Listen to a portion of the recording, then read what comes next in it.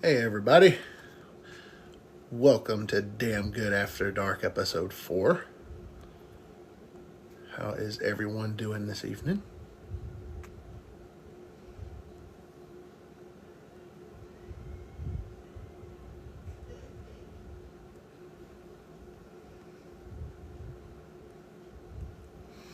Hope everybody's doing good. Welcome in.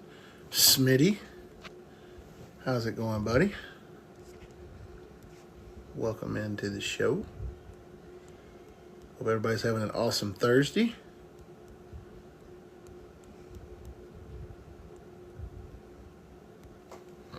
Not a whole lot, man. What's going on, Rustin? Welcome in. Just waiting on Dustin and Curtis to get into the live here and get them on video. And we're going to get this shindig on the road. A lot of good, fun topics to talk about this evening. Hope you guys are having a good week so far. Appreciate you guys joining us for the episode this evening. So, hit that like button if you wouldn't mind. What's going on, Mark? Good to see you, buddy. Glad you can make it. Thank you for liking the live, good sir. I do appreciate it.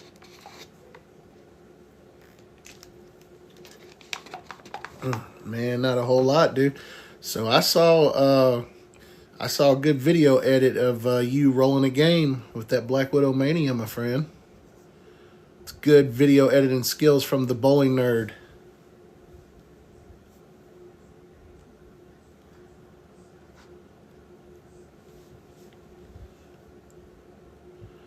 What have you been up to this week, Mark? What's up, Josh? Welcome in. Haven't seen it yet. BRB. Alrighty. Well, giving everybody some time to get in here. And as soon as... Same, good sir. Same. As soon as Dustin and Curtis get in here, we'll get them added to the live. I just want to say I appreciate you guys joining in this week. Me doing my Zelda walkthrough. Really excited about that. And there is Dustin, so let me get him in here.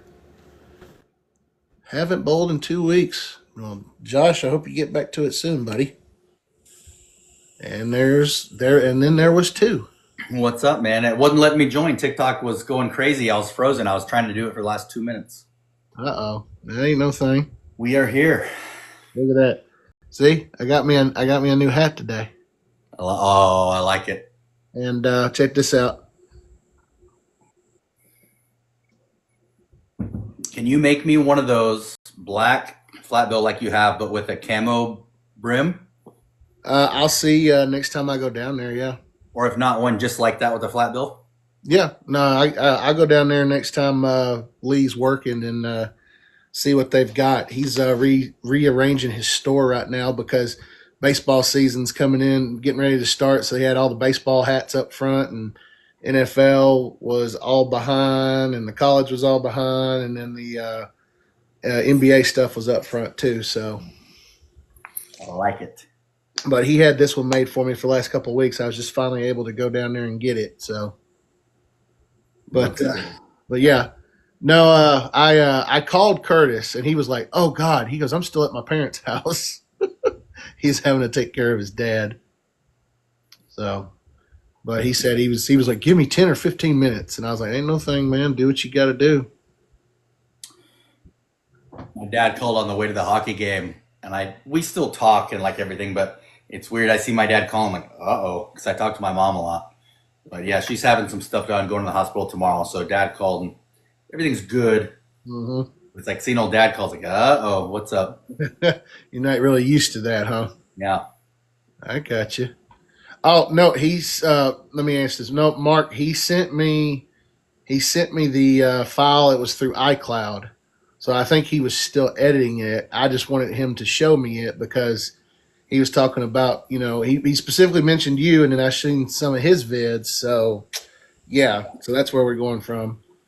I've had a guy I've done 3 walkthroughs for Majora's Mask, and bowling nerd who knows Mark up there in Nashville, he has never beat the game. So I told him, I said, if you just come on to the live and just watch, you'll see what I'm doing.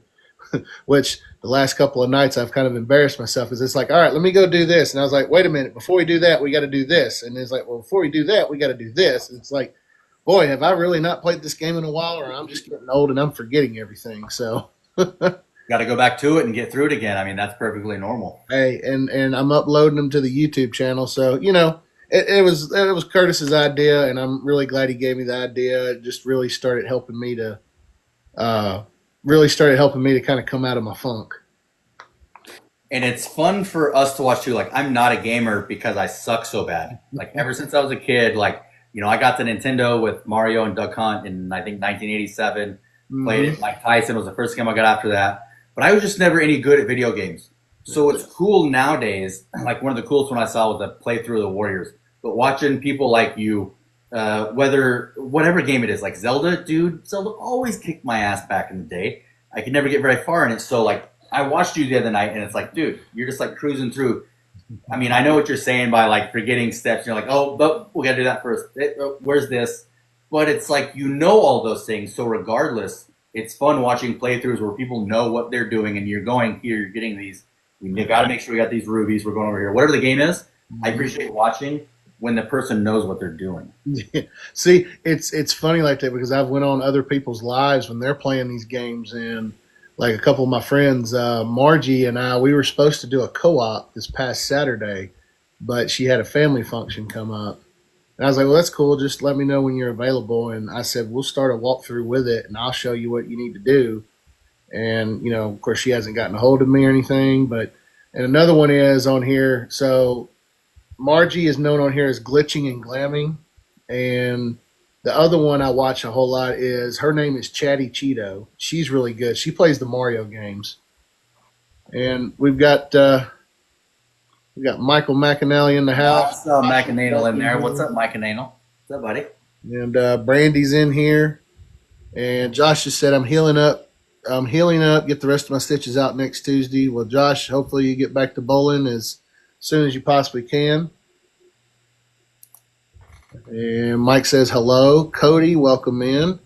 Like I said, y'all, we're kind of just we're trying to give old Curtis a few minutes to get on here before we really start going into the meat and bones of stuff. But I will say, it was a lot of fun subbing tonight. It's fun subbing in a bowling center where not everybody knows your name, and you can actually work on what you're working on, and you're not answering pro shot related questions every 5 seconds. It was rather nice tonight. And that'll kind of, not that it was a tournament tonight, you're just subbing, Mm-hmm. but that could tie into kind of our overall theme of the next DGOD podcast coming up in tournaments. Mm-hmm. Absolutely. So We it's definitely interesting you say it from that perspective because you're used to being the guy to where you can't toss a toss without somebody asking you something. So to go over and just sub, I know that feeling like what you're talking about. You go from having to do all this stuff to just like, I'm just showing up to throw the ball. it's funny because the team I was subbing on and the team we were bowling against tonight, the first thing I heard was, "Oh, so they brought the effing 230 ringer in." And I was just looking around. I was like, guys, I just want to come out here and have fun, like, But it kind of got me thinking while I was bowling tonight. It's one thing if you run into egotistical bowlers that are actually somewhat skilled and can really roll the rock good. That's one thing. But the one thing I can say that I do not miss, it's even worse when there are people that think they're God's gift to bowling and they're absolutely terrible. That's the worst. I can handle the bowlers that think high and mighty of themselves. that actually roll and average pretty good. Yeah. But you throw in that other element of those 140, 150, 160 average bowlers that just think that their stuff don't stink and their God's gift to bowling, and it's like, holy cow! Like, and what's funny about it is that they'll look at you like tonight.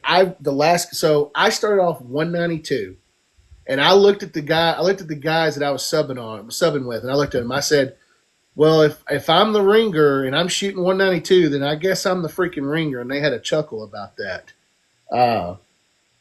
But I kind of started figuring out game two, shot 220. Everything was cool there. And then I started off the last game with the front eight. The other team actually didn't start holding their hands out to give me a 5 until I threw my 8th strike in a row. And I was like, oh, I said, okay, cool. So it takes 8 strikes for y'all to hold your hand out for me. Okay, cool. No problem. Got it. Then, of course, I screwed up the next 2, which I didn't really care. One thing I was proud of myself is like no matter what happened tonight, I wasn't upset. Yeah. And I know we'll talk a little bit about that too. But I know we're waiting on Curtis right now, so just want to say thank you to everybody for joining us. I really do appreciate it. Says I have a flash goal here. Says 3 gifters send. Oh, okay. Well, here's a flash goal. I guess we're going to try this. Great. So we got 15 minutes for 3 of y'all to send a heart me and join my team on here. So we'll see how good that works. But I do appreciate you guys getting us the likes. It's one thing I've learned, Dustin. Likes are fantastic. Let me throw out 100. My screen shakes. Let me throw down a hundo real quick. Yeah. So we're rocking and rolling there. I bet I can get. I'm gonna guess 102. Yeah, you see what it tells you at the end. Yeah, because I've gotten pretty good at throwing down 100. Let me see. I'm good right here. What'd I get? 96. I missed it by 4. Dude, that's like a part in the game I was playing last night where if you get like a particular mask, there's this counting game. You have to hit 10.0 seconds on the dot to get a piece of heart. And if you have the bunny hood, it actually shows the time. And I nailed it the first time. I was like, okay, well, I'm still good at certain things. So, all right. Thank you, Mark. Thank you for sending one of the heart me's. We're down to 2. So if anybody has just one little coin, they can. It's funny you talk about the types of people like in bowling, but they're everywhere. There's a percentage of people that run their mouths like they got a good game. Their mouth level is up here, but their game level is only here. You've got that across the board. It's not just bowling. I've seen it in so many places, and it's like, man, I don't like looking foolish. If I can prevent myself from looking dumb or stupid or foolish, you learn those things and like, okay, I don't do that again. Yeah. But to do that, I don't get it. It's like, I don't know. You just look so dumb. Here's the funny thing. So one of the ladies on the other team tonight, like, you'd have thought she took a sip of the most bitterest beer in the world, like every time I come off the approach that last game. She was just like, it's like, y'all, I didn't get, like, skill-wise, I didn't get to where I am, like, in one night. Like, I've been building this for, like, 3.5 decades of my life. Like, dadgum, y'all. Like, and I don't understand, like, where all of that changed. Like, I don't know where we changed, because I can remember being 8, 9, 10, 11, 12 years old playing Continental League, Little League Baseball. And, unless we won like the league, we didn't get a little trophy for the season. We just, we had a banquet and we hung out with everybody on the team and we talked to the coaches, and the coaches talked to us, and they named off like who they thought were like, they were in specific categories, like who did this, who did this, who did that. Yeah, for sure. But there was never any like, hey guys, here is a trophy for you guys, and you gave it your best. Like, I don't remember that. Oh, no. No, if we're going to talk participation trophies, no, that doesn't. And here's Kyle once again, the greatest middleman ever. Thank you, Kyle. It doesn't look like I'm going to catch him in the next 8 weeks. I'm trailing him by 7 freaking pins. Averaging 230, Dustin, and I'm trailing Kyle by 7 freaking pins. Gosh, you're carrying 237 right now? Kyle is, yeah. He's trying to get that That's what I'm 240. saying. Dang, man. Where's old little Nicky at? Where's Nicky Dell? You talking about what, Lou? No, Nick Delgado, because he Oh, was telling me, I was talking with you, Kyle. yeah. I didn't tell Kyle this. I'm talking to Kyle, but it wasn't that he was wrong. But this was a couple months ago now. Just maybe 15 or 16 weeks into the season, Nick had high average at, I think, 232. 237 is insane, man. Well, just to give you an idea, last year's Bowler of the Year, AJ Landis, he averaged 240 at Madison. Oh, so I want to show this to Kyle because Kyle hasn't seen this yet. Kyle, check out the hat, bro. And check out the hat, my friend.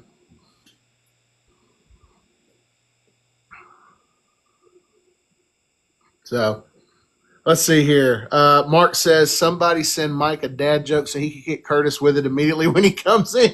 You haven't done one of those lately, have you? When's the No. last time you did one? Oh God, probably a couple of weeks ago. Like I'm trying to get myself back into the swing of things. Like I haven't really been going live during the day at the shop because again, like you do it at night and I'm doing this video game thing right now, these walkthroughs. So like people are kind of relating to that. It's kind of like it was Curtis's idea. He's like, well, why don't you just start playing video games again, and then you can talk to people and they can ask you questions and you can answer bowling stuff or you can answer game stuff. He's like, go back to doing the things that they got to know you for, and they come to know and love you for. And I was like, you know what, Curtis, that's a really good idea. So, and I was actually motivated to want to go live for a change. Let's see here. I'm seeing a bunch of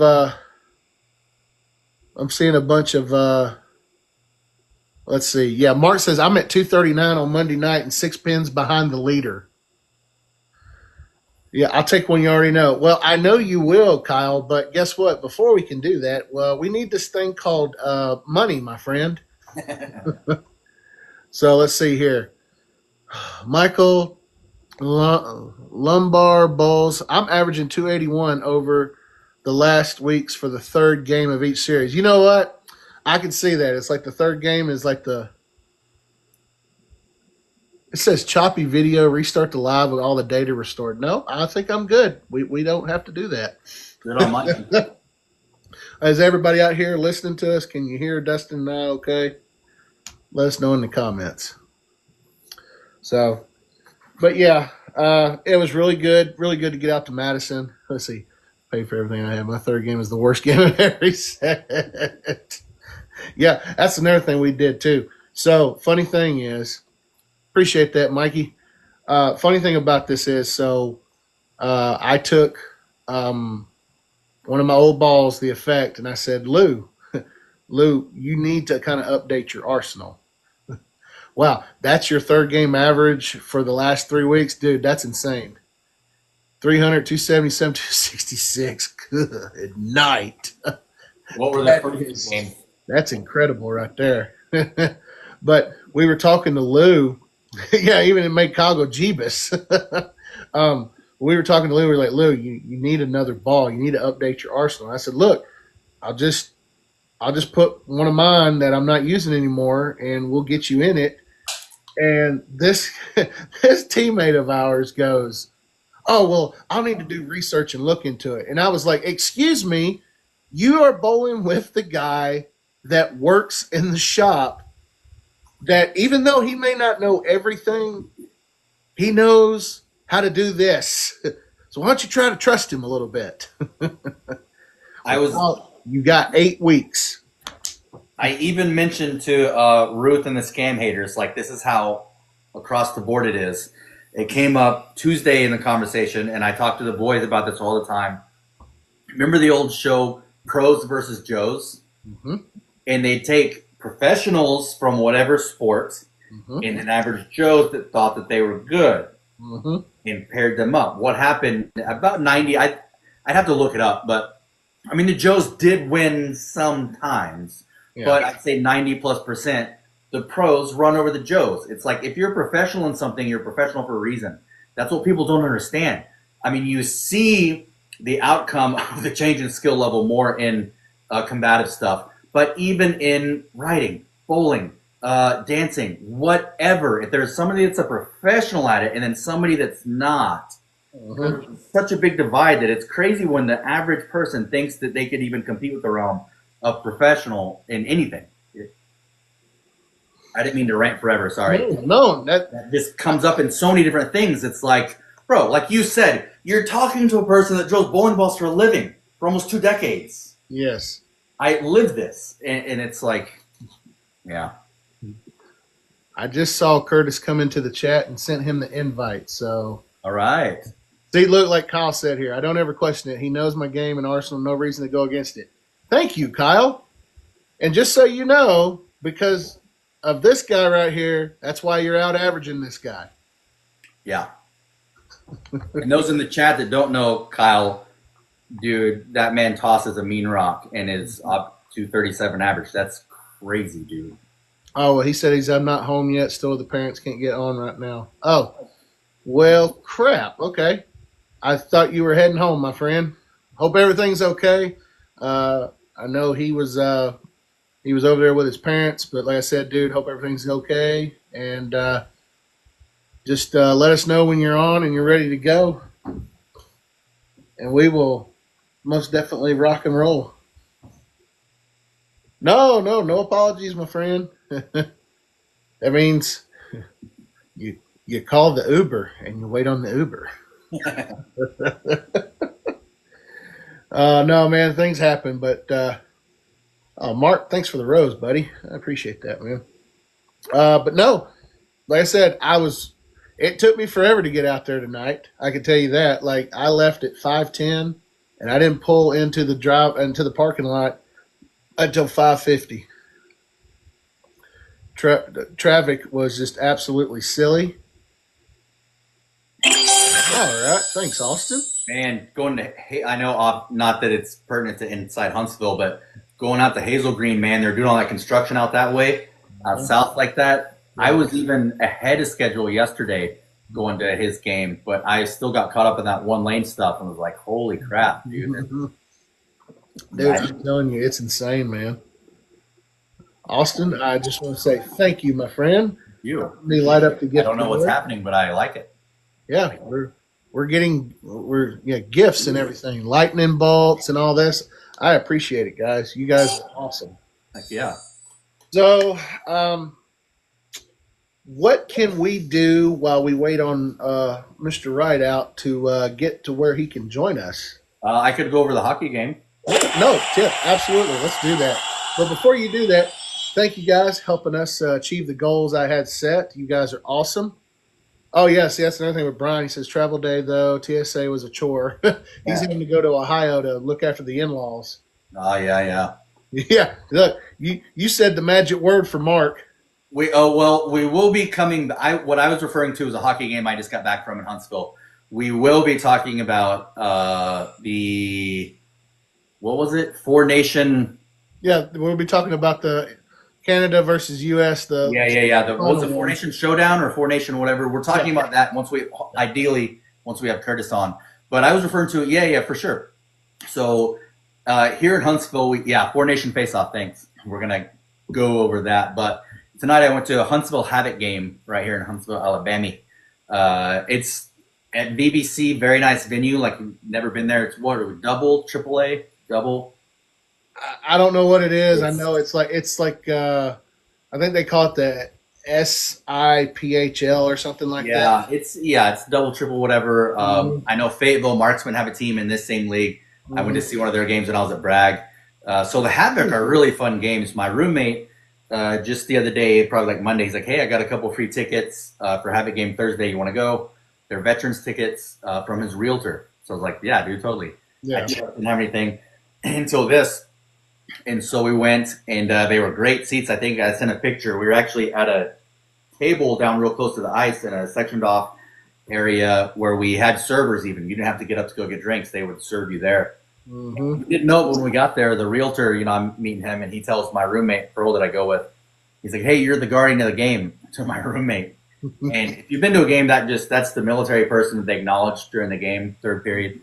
And, my buddy Pearl, he's like, "What? Like, I don't normally stand in front of people. I didn't know this." But no, it went great, man. He did. I took footage of it. It was real fun, and I hit it off with Freak Daddy, the guy that's on the mic there. Mm-hmm. We chatted for a while about different podcast ideas and stuff while they were covering Pearl. You know, they got it early and whatnot, but it was a lot of fun, man. We won 5-1. Great game. We had double shots on goal, pretty much whole game of them. So it was a great time, man. Havoc are a really good team. They I don't know how many of the last 4 cups they've won. And Mark said it best. It's the SPHL. It's single A. The banners, the latest banners they had up, like they had their retired numbers, and I looked tonight. Yeah. 18 and 19 were the last, like the big wins they had, where they took the whole enchilada. Yeah. Okay. Well, They are a great team. It's such a nice venue. Yeah. All I know is again that they're good, and they have a very healthy following. They do. Because, like I said, when I went to that Fayetteville Marksman game in North Carolina, man, same league. Like, I've seen the Marksmen play the Havoc here, but you go to the Crown Coliseum's a venue there in Fayetteville, and it's not anything like the BBC, dude. My feeling the first time I left a Marksman game was that I need a tetanus shot after being in there, man. Yeah, go watch when Huntsville plays the Bulls. Yeah, Mark's right. That's like their big rival and stuff.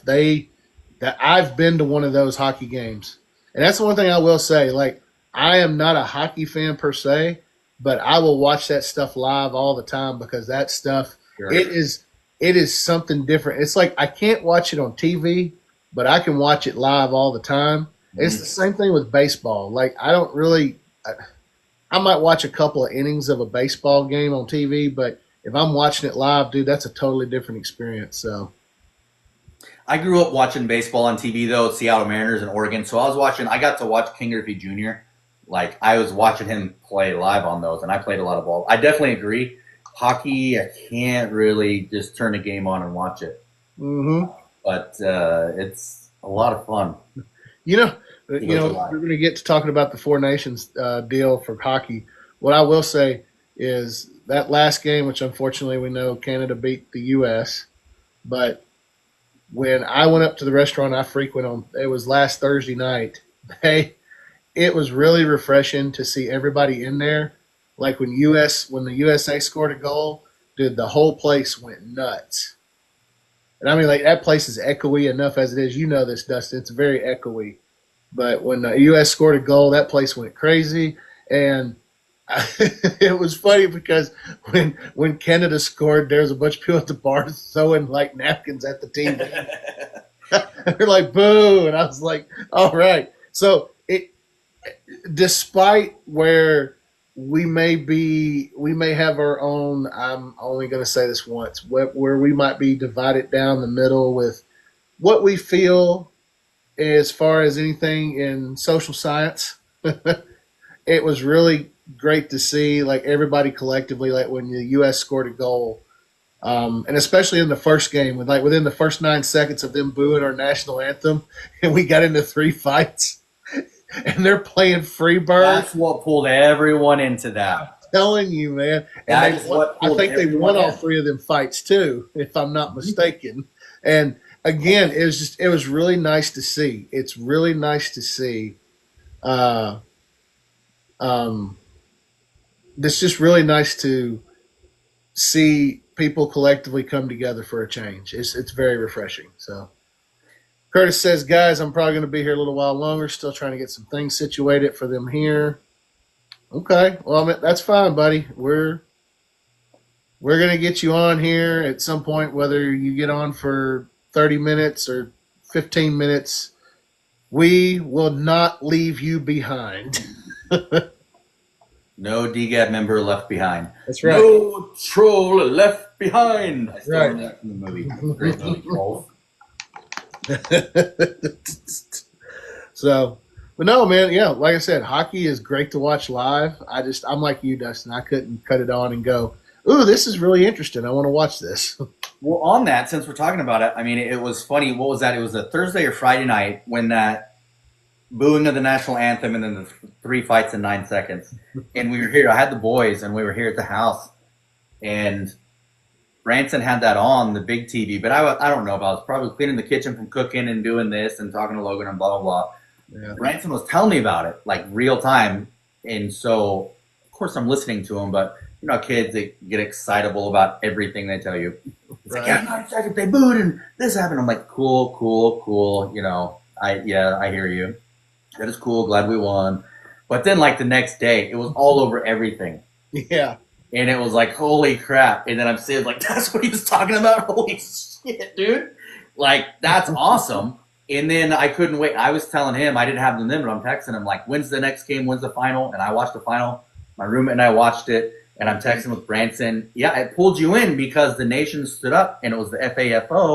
And you see that when everybody's like, no, this is our thing right here. We may have individual stuff here, but collectively we are here, so let's go. And it was a great game too. Yes, we lost, but I mean, I don't even know anything about hockey, but it was a great game. They were full out the entire game, all 3 periods, and then it went to overtime. So the game did, even though we lost, the game didn't disappoint. I didn't think. No, not at all. Not at all. So. Well, I meant, I tell you what, I guess we could kind of start a little bit. Like I said, unfortunately, like I said, y'all, you know, we're missing Curtis right now, but he's over taking care of his parents, and, you know, stuff like that has to be situated. So he's going to pop on in here when he can. But should we go over some announcements before we go through the itinerary? Yeah. What do we got for announcements? So I'm coming down to my last 2 scratch sweepers for the fall winter season.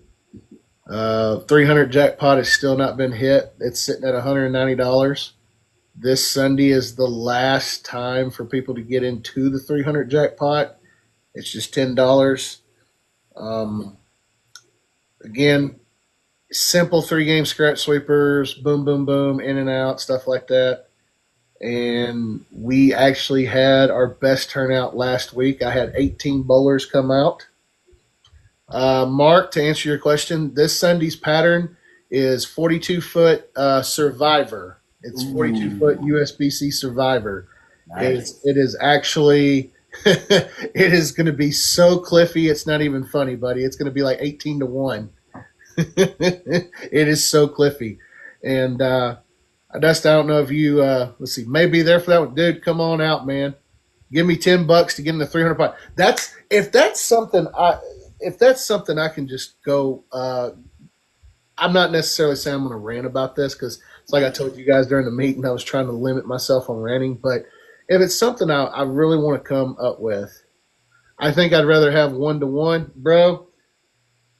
I was restricted on putting out sport patterns for this schedule. Otherwise, I would be there with the tough stuff. So, but here's the thing that really gets me.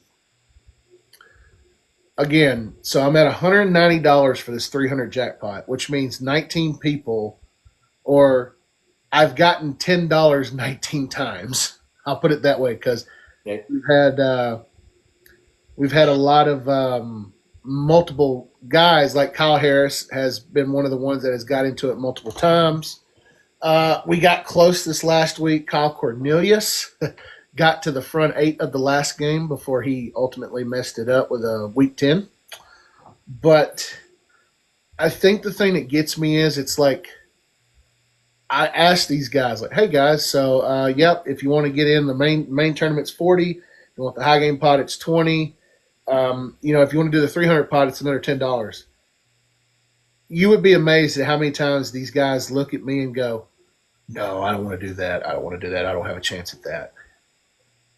You're coming in here for a scratch sweeper, so automatically you've got to think a little bit more of yourself. And it's like, okay, you give me $10, even if you don't get it, you got 3 chances to do it. If you don't do it, it goes into the prize fund for the final sweeper. So if nobody hits it this Sunday, That money is added as extra prize fund money for the finale, which is on the 9th. I guess sort of baffled at, I'm sort of baffled at how, or maybe it's not that I'm baffled. Maybe I just don't understand people's mindsets who obviously are capable of rolling a 300 game. Let me put it to you like that. I mean, like, Capable, and what's the percentage wise though? Because capable of 300 and being realistic, or having a better chance to roll that well. Because I think that's a matter of this conversation. That makes yeah, sense. yeah. And I mean, like, again, it's like and I base this on Dustin. I base this on people that the guys coming to bowl these sweepers, they have at least one 300 under their belt. Okay. So that's what I mean by capable. It's like you have done it. And another thing is like I obviously wouldn't offer the 300 jackpot if we weren't bowling on recreational, like league, modified league shots. I wouldn't be offering it. Yeah, $70 including sides is a pretty solid deal. I mean, yeah, exactly. And I even give you the option to say, hey, guess what? Go out there, practice, and then if you decide you want to get in it, give me the money afterwards. That's fine. I'm giving you a chance. I'm not asking you to go ahead and put it in beforehand. I'm actually giving you a chance to go out there, get warmed up, and see if that built your confidence to go, hey, here's $10. Let's Or see. you go out there and toss me like, hell no, I'm not even going to bowl the sweeper. Well, okay. Well, here's I'm your money just back. How many lanes are available after it's over, Mark? I don't know. And I say this tongue in cheek because some of the guys that came out last week, they were coming from another tournament further south in Hartsville, and that tournament got started, and 3 pairs of lanes broke down. And this house, Dustin, only had 12 lanes in it. Total? Yeah. And 3 pairs of lanes were already broke down. So they ended up, could we have 16 afterwards? I mean, I don't know. Honestly, I think they've got a ball league going on 15 and 16, but I'll have to see, Mark. Um, Another thing is, I guess that's my point to that whole 300 fiasco thing is you're capable. Why not? Because usually when the stuff happens, it happens out of nowhere per se, and that means like when you're at the point of least of thinking about it. I guess that's kind of what I'm getting at. Yeah. No, I know what you mean. So yeah, Yeah. but that right there, like I said, and then March 16th is the Parkway Memorial, which is also known as the warm-up tournament for the Derek Tate Memorial in May. So March is Starcade. Yes, March is Starcade because May is WrestleMania. Yeah, buddy. I tell you what. How about you? If you would like to, I mean, unless you don't want to let the cat out of the bag just yet, why don't you tell them what we've kind of got in mind for in between the sweepers on Friday and Saturday? Yep. Full story, full insight. Yeah, why not? Because we gotta have to announce it again at some point anyway. Because I think you're excited to have it at the DGAB League. Uh-huh. So I pitched this as an idea to the group when we have our meetings to DGAB. For if you've ever done this, it comes from CrossFit tournament style, but you'd have what's called a floater wad. I know the term floater could be used for other stuff, but it is a event that's done in between all the other stuff. Your scheduled heats, right? Your scheduled tournament play, this and that. That's a thing that you have to go do in between all of that. It's a floater. So I always liked that concept, and I said, what if we do as a kind of a fundraiser, an additional fun thing to do. It's almost kind of like skee ball or something where you put in, you give $1, and that's like your token to play. And it's whoever gets the most strikes in a row throughout that day, that time frame, is the winner. So you pay $1, and then if you hit 8 pins, that's your turn. Your turn is over. And yes, you can go again if you want for another $1, another turn, but pay your $1, get up there and get 3 strikes in a row. Hey, it's 3 to beat.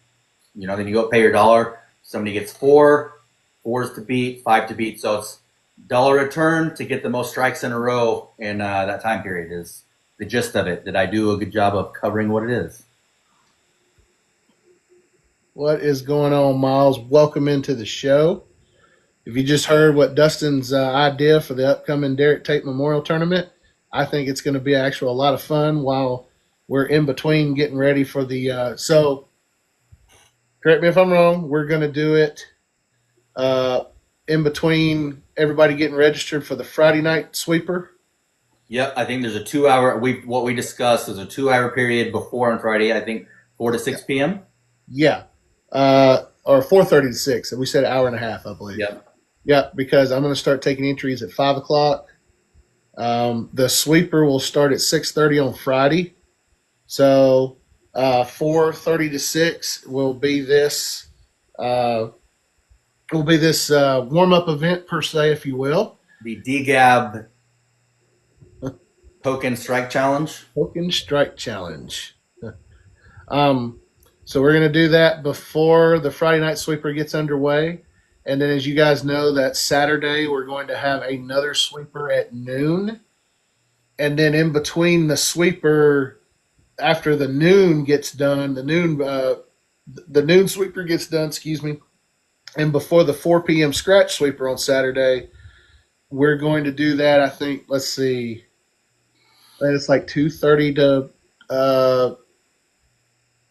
I think 2:30. No, I think it's like 1:30 to 3:30 or something. Between the two sweepers, there's a good time frame in between the two sweepers. Yeah, you can do it. Yeah, because it's like the first one's at noon and the second one's at 4. Yeah. So it's like after the first sweeper's over, we're going to open that back up again. And the point behind all this is half. And Dustin, I think you said this. Half of the total amount of money we get into the pot, half of it is going. Finish my sentence. To the daughters. I think this could be a fun one because, I mean, again, it came from this idea and it snowballed real quick. Yeah. But we may as well specifically put that. Let's put that to Derek's kids 529, the college account. Yes. So half of it is going to go into like oh God, what do they call it? You've said it. I've done multiple times and it's slipping my mind. 529 college fund. Okay, so we're going to put half of that for Oakland. And the other half is obviously going to go to whoever has the most strikes in a row. So, and again, so make sure you guys, when you come down, bring them dollar bills. Dollar, yeah. dollar, make you holla, holla. Yep. But I know another thing, too, is we are actually going to do a little test run with our Damn Good Average Bowlers Sunday Night League after league is over. And I do believe we're going to go live for it to see just how well, again, it's good that we're doing this stuff and we want to do it beforehand so we can actually see, do we run into any kind of little stuff that we can kind of take into account. So when we do this stuff, because I'm telling you right now, I really think this Derek Tate Memorial Tournament is going to be huge. And I'm thinking it's going to be, it's definitely going to be something big. And I'm looking forward to it because it's going to be an annual thing. Yeah. And like you said, it's an idea that we have, and we're going to try it out and practice. We expect it'll go well, but we're going to practice those things because I don't want to get up on another soapbox. But if you look at it, anything you do and everything you do is practice for something, if you look at it that way. And that's one thing that we try to do really well, especially Mike. Like, I'll throw you props right now, man, for calling all bowlers.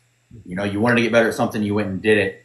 And anytime you have an opportunity to do a podcast or a show or an event or whatever you're doing that you want to get better in, consider that practice and rehearsal and get out of it what you can. Learn from it, not just, oh, I've got to go do this. I've got to do this I've got to go talk about, or I got to go do that. That's practice for something bigger and better. You know what I mean? Luck is when preparation meets opportunity. So if you're not preparing in the meantime, when opportunity shows up, you haven't done this, then you can't get here. So we talk about this behind the scenes all the time with us. We want to deliver the best product possible. And Mark says, I'm now planning on skipping the McCorveys that weekend and coming there that weekend. Well, I appreciate that, Mark. You'll never hear me say is I'm never going to try to convince somebody that if they have something going on local and they can excuse me, I'm out of the shot here for a minute. I'm getting. If there's ever a chance to bowl something local, I totally understand if people don't want to travel an hour or two and they've got something local going on. So you'll never you'll never hear me say anything like that. But Mark, you coming that weekend? That's going to be awesome. I know Stephanie is coming. I know that Brian from Fort Lauderdale is coming. I think he says he's coming up Wednesday or Thursday, so he'll be there in time. And I think he even said he wanted me to drill him a ball. So I guess we kind of got to get that. We've got some stuff to cover on that with him in particular. So that'll be pretty cool. Oh yeah. And it's not like I haven't. It's not like I haven't drilled bowling balls from anybody out of town. So yeah, you'll have to miss Saturday. I mean, hey, that's. Dude, that's Mark. That's completely fine, man. That the thing about it is like the sweeper qualifiers. Like I'm doing 3 of them because one, I want to give away a free spot, and I mean it's obviously already going to be paid for. We're going to have that and what have you. But it's bowling for that entire weekend. Being able to celebrate my friend because he was all about bowling. And recently, his mom and his daughter came in, and I gave his mom the bowling ball that I had stored in the back, and of course, it made her tear up, and she just looked at me funny, like, "Do I owe you for this?" I was like, "You don't owe me, Mama. It's fine." And then she cried about that. And she's like, "Thank you so much. I think it's the most beautiful thing I've ever gotten in the world." And I just, again, I guess going back to it and everything, it's like guys and gals just tomorrow's not promised. Tomorrow's not promised. And it's just one of those things where, again, 36 is too young. Yeah. Way too young. Yeah. But if he if he can go into facing a 4-year battle with a deteriorating disease that ultimately claimed his life, and he did it with the biggest smile and the biggest heart that it's something that's totally worth it. And it was funny because the other day some of my pieces of my deck that he helped put together for me they were coming up, and I was having to go out there and screw some of those back down and stuff like that. And I was like, and there's a part of me that was like, dadgummit, like, do I even know what I'm doing here? But then I got through it, and I was like, it's just one of those little things where you just had that little extra help. And it was like, I looked up and I was like, thanks, D. Like, I appreciate it, man. But we got it fixed. So, everything's copacetic now. That phrase, took it like a champ. Like, I've heard that forever. Yeah. And you use it a lot. But, I mean, he's one of those cases where I think that really exudes. He took it like a champion. He bared all of that stuff, endured it all like a freaking champ, man. Yeah. Well, you have a kid, that's going to give you a little more motivation too. Yeah. And it's one of the things I remember the most is you were doing the pre-interview with him, and Oakland was there with him, and he was very gentle. Mm-hmm. He was very he was very calm, and he had a really calm demeanor about him for somebody that was sick. And my thing is, it's like if there was something bothering him, we couldn't tell it. And I think that's one of the things I try to look at every day. It's kind of like, when my wrist starts bothering me from arthritis, it's like, this ain't the worst thing. Like, this is nothing. This is nothing. It doesn't hurt that bad is my point. Yeah. It doesn't hurt that bad. So, but no, it's getting ready to be March, dude. So May's gonna be here before we know it. Yeah, it feels like we're doing the tournament, the March one tomorrow. Mm-hmm. So that's another thing. The DGAB members only invitational coming up May 4th. We're gonna have a big tournament month because May 4th, that's the first doubles too, right? It's the first doubles, and it's going to be Baker doubles. That's the 5th, baby. But the first Baker doubles, And I got a feeling I'm going to have to hold a meeting with everybody and say, okay, guys and gals, here's how this is going to work. Because some of the people looking there is like, what's Baker? What's Baker doubles? Even after you have the meeting, Michael, you should know that still 20% of the people are going to have no idea what's going on. Well, I know, but it's okay because the PBA does roll call, right? And they usually go over all their stuff. This is what I've been told by Bertram, okay? He goes, no, dude, they do roll call. He goes, and you better be there for roll call.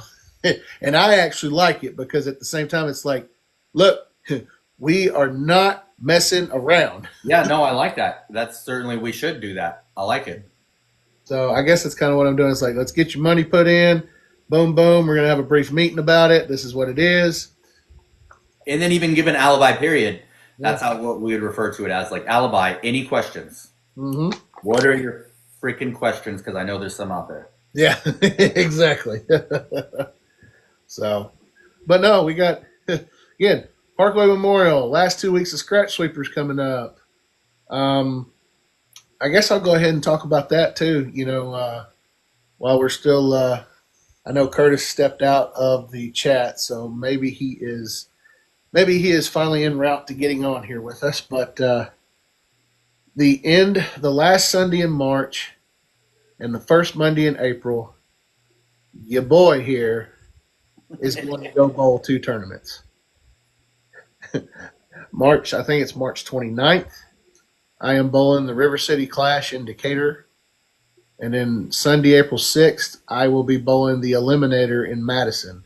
It's one of those reasons why I went out to sub in Madison tonight is because I wanted to, first and foremost, I wanted to make sure that the approaches were fine, which, newsflash, approaches are great. They're not as slippery as Pin Palace because Pin Palace is wood. These approaches are synthetic, a little tackier, but still plenty of slide. So for anybody that tells me that the approaches are an issue for why I will not come bowl a sweeper or a tournament anywhere else, shame on you. Are we getting into that, or is that just a mention? That was just a mention. All right. I had to stop it right there because I saw you were turning a shade of pink there. I'm still listening. Yeah, I didn't know if we were going to open it up for that. No, we're good. I'm just saying. But my thing is, it's like it was a really nice change of scenery. That's what I'm going to say. Yeah, for sure. So, and it's so funny because the same team I subbed on, the guy's dad looked at me and was like, "Do you think you'd be available to sub with us next week for Zach?" And I was like, "I'll be here." Nice. So, yeah, shot 686, had the front 8 the last game. I was good as gravy. Good as gravy, man. So what are the tournaments you're doing coming up? So, like I said, March 29th is the River City Clash. Matthew Clayton is going to be running that one. I think the format is, I think it costs $50, and it's 3 games. After 3 games, I think they cut the field in half. And then I think After 3? Yeah, after 3 games, they cut. It's like an eliminator, essentially. Okay. So it's like if you got 16 total entries after 3 games, they cut it to the top 8. And after that, then it goes back to scores. Like you're going single game scores for elimination. So it's like if you got 8 after 3, they're going to cut that to 4. And 4, they're going to cut to 2. And then 2 is going to be the winner. Yeah. So, yeah, we got that. Yeah, the Vanilla Gorilla. That's him. No, funny story, okay? I think this is the one I was telling you about, Dustin. I don't know if it was you or it was Kurt. It might have been both of y'all. Matthew Clayton is the guy that I told you took a certain amount of milligrams, and he was having a hard time getting his foot onto the approach because he had really taken a lot of milligrams of some gummies. I don't think I know this story. Okay. So there was one night in Hartselle. Yeah, see, Mark's laughing. Mark knows what I'm talking about. I'm down. I would because I'll take them gummies too.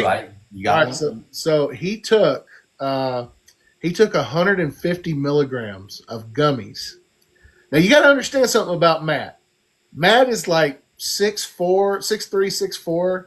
He's like 350, 250 milligrams. Thank you. So he took 250 milligrams of this stuff, Dustin. I love the He's correction. 6'3". He's 6'3", 6'4". He's like 350 pounds. So boy's thinking that he can handle his own, right?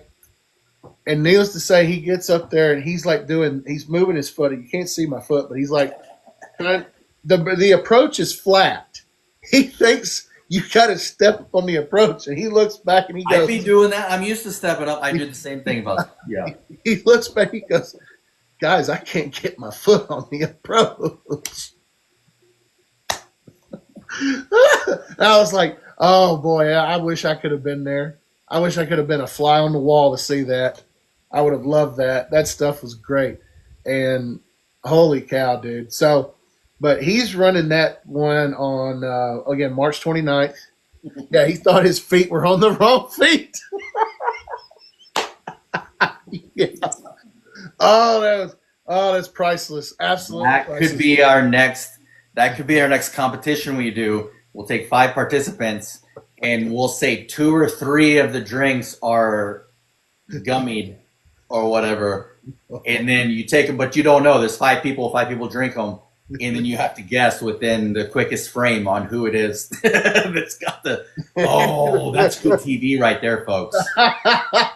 Yeah. Bro, I'm down. I'll be one of the 5. Pour me a drink.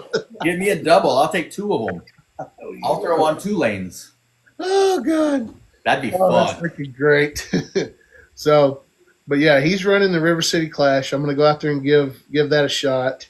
It's handicapped, but I'd pay a lot of money to watch that. Maybe we do that and make it a subscriber only live. Hey, I'm down. I'll do it. So we could even do it 3 people. We'll get Curtis in since he's not out here to defend himself. Curtis is involved. Maybe the DGAB boys. Mike, you're in it too, bud. I don't know. Maybe. I may do that. We'll do the 3 of us. I'll have to make sure I don't have to work that Monday. Oh, yeah, no work. We'll have rides home. We'll do it right. We'll prep everything. Right. I have to get my mom to come down there. Oh yeah, dude, that'd be fun because it's got to be safe. Oh. Mark said, "I want to see Churchy Bowl."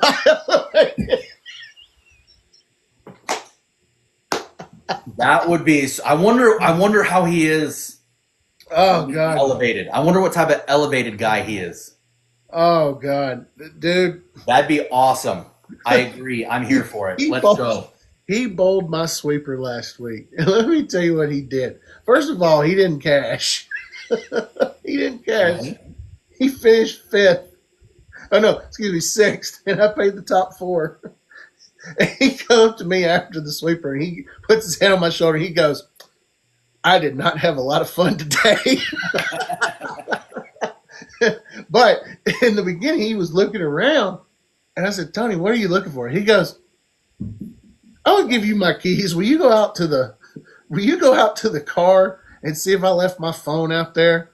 And I go out there in his front seat. He's got an iPad and he's got his phone just laying there in the front seat. And I went back in and gave him his phone. I said, hey, you might want to get these windows tinted, man. I said, otherwise you might end up getting this glass broken, bro. Especially in the Mercedes? Yes. My kids know better than that. I only drive an old-ass Dodge Charger. They know not to leave switches and stuff in the seat. Mark, I don't think you're ever going to see Smock around these neck of the woods again, my friend. What's the name? Is that the name we don't say? That's the name we don't say, according to Tony, yes. Yeah. Hell, you know what? You don't even have – with Richard, you wouldn't even have to give him anything. He'd already be at that point. Dude, that would be so much fun with the 3 of us. Oh, God, dude. One of them, we call it the DGAB Elevated Challenge. Elevated. Oh, God. I'm there for it. Oh, man, maybe. We'll elevate my drink, and then the 3 of us will play along. I don't care. Oh, my God, stop. No. Darren, thank you for liking the live, man. We're sitting here at 2,200 likes. I like this. Thank you. Throw another hundo down. Thanks, everybody. I feel weird when I get close. Like I'm doing the likes right now. I feel like I'm too close. No, you're fine. You're totally fine. While you're doing that, your boy is going to go get another bottle of water. So get it. Let's go get it. Fine. Let's see what we got. Yeah. 105. Oh, you overshot it. No, it's pretty good though. Yeah. Oh man. Yeah. Oh, I'll let you read this when you come back. Okay. God love him, but maybe Weber should elevate, might relax him a little. All right, I hang like on. this elevation thing, baby, because I live on an Coming elevator. back. Oh, if you got that, that was a good one. Let's see. God love him, but maybe Weber should elevate, dude. Let me tell you something. Okay, speaking of Weber, Weber was out there tonight while I was bowling, and I started. I don't know why I cackle laugh so hard, but he walked into the bar. I got me like 30 chicken nuggets because I first of all I told him, I said I'm waiting on you guys to put up the thing on the menu that says the Michael Price special, which is 30 nuggets. Because every time I go out there, I eat 30 nuggets. Because So it's just special, dude, 30 nugs. Let's go. that food out there is so good. They have cheeseburgers out there, Dustin, and there is nothing like a mob and pop owned bowling center and their snack bar that cooks a mean damn cheeseburger. I'm just Can't saying. argue that. So he comes into the bar and he has got this Maverick jacket on. He looks like Maverick from Top Gun. This jacket on. But no, to be honest with you, Mark, Weber has chilled a lot since becoming the general manager of Bowl Madison. You know, and I even told him tonight, I said, Mikey, I said, you're doing great things out here, man. Keep this stuff going. And he's like, he goes, yeah, he goes, this is a lot of work. And I said, yeah, it is. I said, but dude, I said, you're a thinker. I said, you constantly are trying to think of something and you're trying to see if it works. And I said, you have the ability to do it and you don't have to wait on no red corporate BS tape. You don't have to wait on that. Yeah. He just goes out there and does it, and you know whatever happens, happens. So, but anywho, well, I mean that's pretty much all I've got going on there, Dustin. I mean, like I said, April 6th, I'm going to be doing the again April 6th, I'm going to be doing the Eliminator out of Madison. Here's the thing: he's got this option for you could do scratch only or you could do handicap only, and I think it's like $80 for one, but it's 120 for both. And it's like, you know, if you do $80, why not do the other 40 and get into both of them anyway? Because you never know.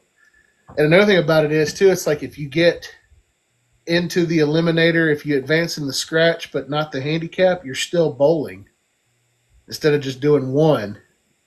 But his format is you bowl 4 games, and then after that, you cut it in half each time. So it's like 16, then it's 8, then 4, then 2. Yeah. So, but it's a 4 games worth of qualifying. But it's just a really good thing that that's happening here in North Alabama, and I think I don't. I want to be modest when I say this about this, but I think it's a wonderful thing that the area is getting more tournaments, and I would like to think that what I've been doing has been a catalyst for that. So, yeah. So let's see here. What did Mark say? Owensboro used to do those with a Calcutta beforehand. Yep. Holy crap, Calcutta! I will never. That that is way too much for me. That I know it's a huge thing, Calcutta, but I will never do anything like that. That is just that. What is that for us uninformed? What does that mean? Mark, Mark, I think Mark can explain it better to you than I can. I mean, I have a general idea. I think what it is, it's kind of like you put money, you bet money on who you think is going to win the tournament. Okay. Do you want him to join to explain it? I think that'd be pretty cool. Sure. Okay. Yep. Bid to bet on bowlers. Yep. There we go. So then I will ask, also help me out because I don't know. I'm not questioning you guys. I genuinely don't know because I'm just I'm letting him know so he can help him answer. So this compared to say brackets, right? Because I don't have a full understanding of brackets. So yeah, if you want to let me know the difference of that. Well, give me a second here, Dustin. I'm gonna bring on Mark here briefly. Let him explain those two things. Oh yeah. And Mark, come on down. You're the next contestant on The Price is Right. Our first actual outside guest on After Dark. Yeah. I'm Rod Rowdy. Did we? And also, too, before we get off, we could talk about the segment we are going to put in every 5th episode of After Dark. Mm-hmm. I hit accept. Oh, okay. Well, let Mine me. was funky too, man. Like I said, for 2 straight minutes, I was trying to join, so it may take a minute because I wouldn't. I thought it was my service. It just wasn't. There we go. Can we get Mark on? Let's see. Hey, there he is. Hang on one second.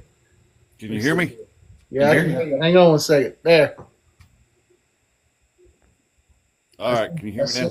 Yeah, I can hear you now, Mark. I sent you an invite on the camera. Oh, well, I didn't. I didn't hit anything. I didn't see that. Can you do You that might have again? to turn it on if you don't mind. You can leave it off if you want, but Hang if on. you want to turn the camera on, you can. Well, here's the thing. No, this is what I like about this, Dustin, is when the video comes in, like it actually shows it. Like when I upload this episode onto the YouTube channel. Otherwise, his avatar right here is blurred out. Oh, I can invite you to turn it on in 25 seconds. This stuff is weird, man. Yeah. No, like I said, I'll let Mark because I think Mark will be able to explain it to you a lot better than I can. Yeah, this is the first I've heard of the Calcutta, I believe. It's a lot more, yeah, it's a lot more common in a lot of other I majors. know it as a city from basketball, if anybody knows that reference. That's some old school stuff. All right, I sent it to you, Mark. I know it as a city Yes. or a country. I don't know, whatever it is. Let's see what happens here. Hey, Hey, there I am. Hey, we got him. There he is. What's up, buddy? Oh, not much. Just sitting here chilling, listening to y'all talk before we go to bed. Well, explain to our good friend Dustin here. Go ahead and explain to him Calcutta and brackets while you're at it. Well, we'll start with the brackets. Brackets is you make whatever price you want to, but the general rule is $5 per bracket. You can get in as many or as few as you want, and there's 8 people in each bracket. So however many entries in, they put those in the computer. The computer spits out your matchups, and then you're head to head for 3 games. If you beat that person, then you advance. If you make the finals, the top 2 both get paid, and it's usually $25 for first on a $5 entry fee. $25 for first, $10 for second, and $5 goes to the house for running them, or whoever's running the brackets. That's how they make their money. Okay. So that's just it's just random computer generated matchups. At Calcutta, before the tournament, everybody gets into a room. Tournament director's got a list, and he calls off by name, and you can bet however much money you want on that person to win. So, and then in that, you have the option as the bowler. So let's say they call me and somebody bids $500 on me to win. I can buy half of myself from that person for another $250. So, and then however much money is raised in that Calcutta, it's usually divided first, second, and third. So You're people that aren't essentially even bowling in the tournament can actually come in and bet money on this stuff. Yeah, you're essentially picking a horse, right? And then you as the bowler or the jockey that can buy half of your bet. Yep, exactly. All right. Exactly. Look at Those that. used to be big. I've been in tournaments and I've seen guys go for thousands of dollars. I think they do a lot of the similar stuff in poker too. Like back in the day when poker tournaments were real big, buy people in and bet on them and so forth. But that's interesting. I'm surprised I've never heard of Calcutta in bowling yet. So I thank you for. Not a lot of tournaments do it anymore because of the math and the hassle and all that stuff. But there are tournament directors that still do it. I think the biggest win I ever seen, some guy came in. He wasn't bowling in a tournament. He was actually backing the guy in the tournament. But he also bet on him to win, and I think he walked out of there with like 12 grand. Yeah. Because the guy won the Calcutta. So he won more money in not bowling in the tournament than anybody ever thought about winning by bowling. So The freaking Calcutta. And he didn't even have to roll a ball, Dustin. nope. Yeah, dude, Sat exactly. back there and cheered this guy on, and that was it. Mm-hmm. Yep. So, They do a lot of this in pool. Oh, yeah. Oh, Yeah. yeah. Oh yeah, all across the yeah. I mean, I couldn't give you specifics, but for sure. Like I mentioned before, poker and all of this stuff. Oh, that's so cool. Mike, can I go over one more thing when I was asking you about those lanes afterwards? Yeah. We used to do a thing, and it was very popular. It's called Chase the Cash. I don't know Oh, if you've ever yes. seen this done. If you've got, we did all 32 lanes because it was after the league and we didn't have anything going on. But if you've got 16, that works. But what it was is you pay you get a donation from the bowling center or whoever wants to start it. Okay, if it starts out at $100, so it's $5 to enter. The house gets $1 or $2 out of that $5 for the lineage.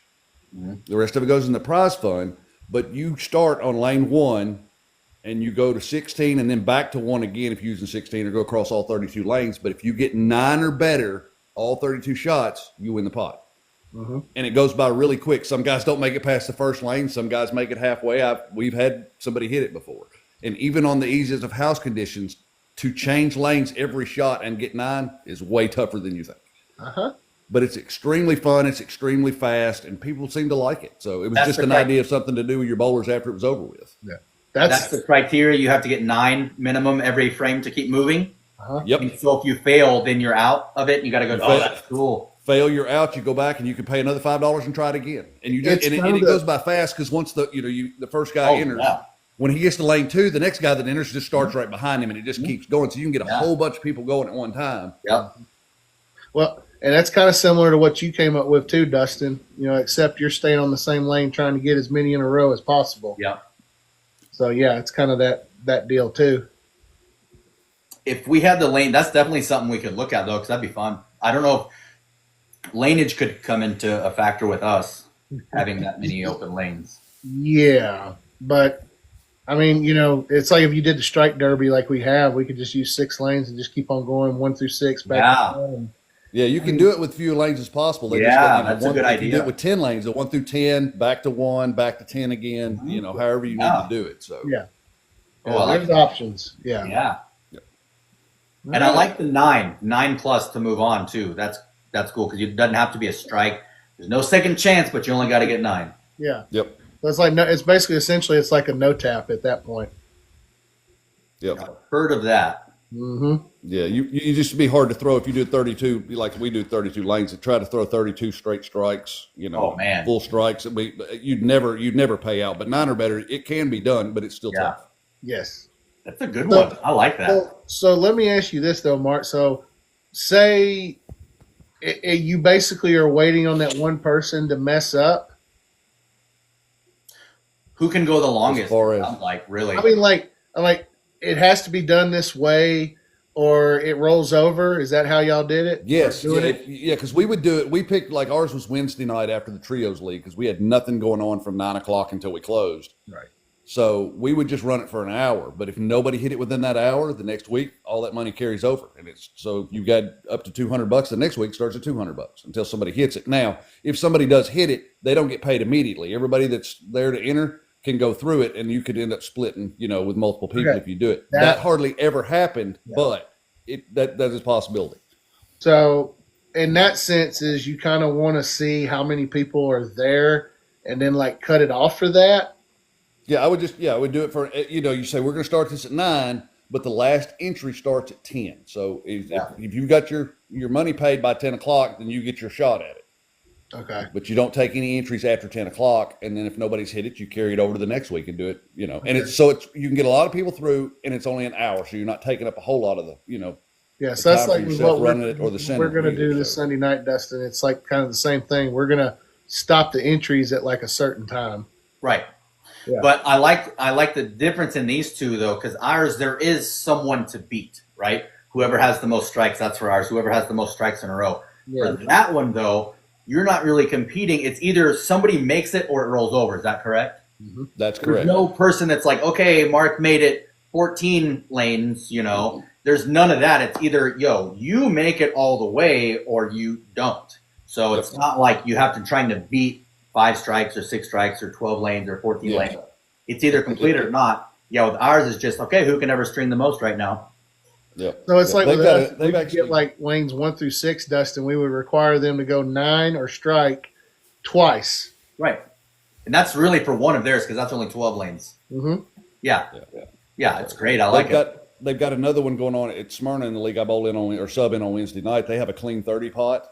Mm-hmm. That's good for every league in the center, and they do it on a week-by-week basis. And if nobody hits it, it rolls over. I think right now it's up to $4,200 if you hit it. Ooh, damn.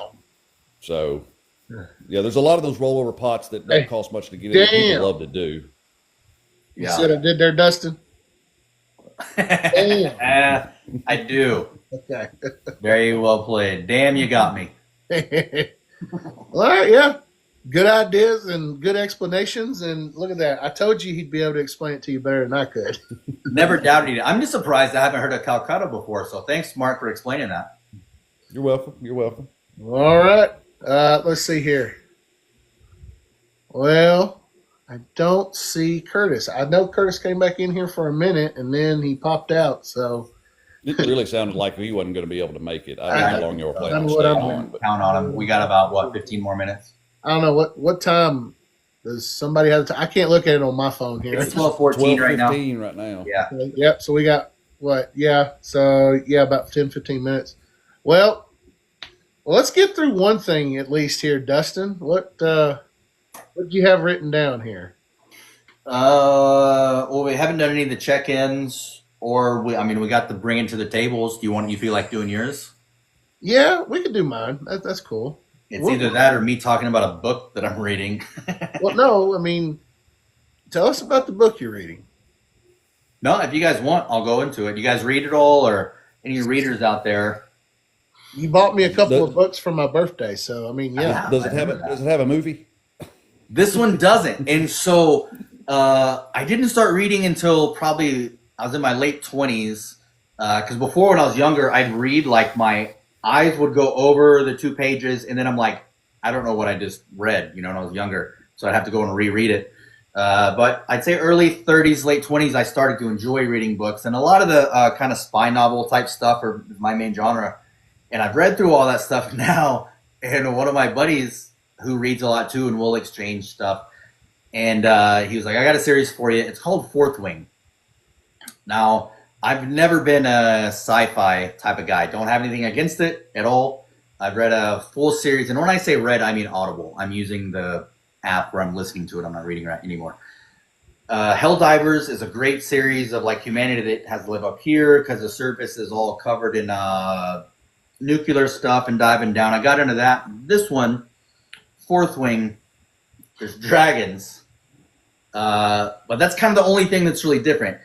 Essentially, people are kind of like in medieval times living in castles, and there's different groups and stuff like states. And in their society, you have 4 basically career paths that you grow up to.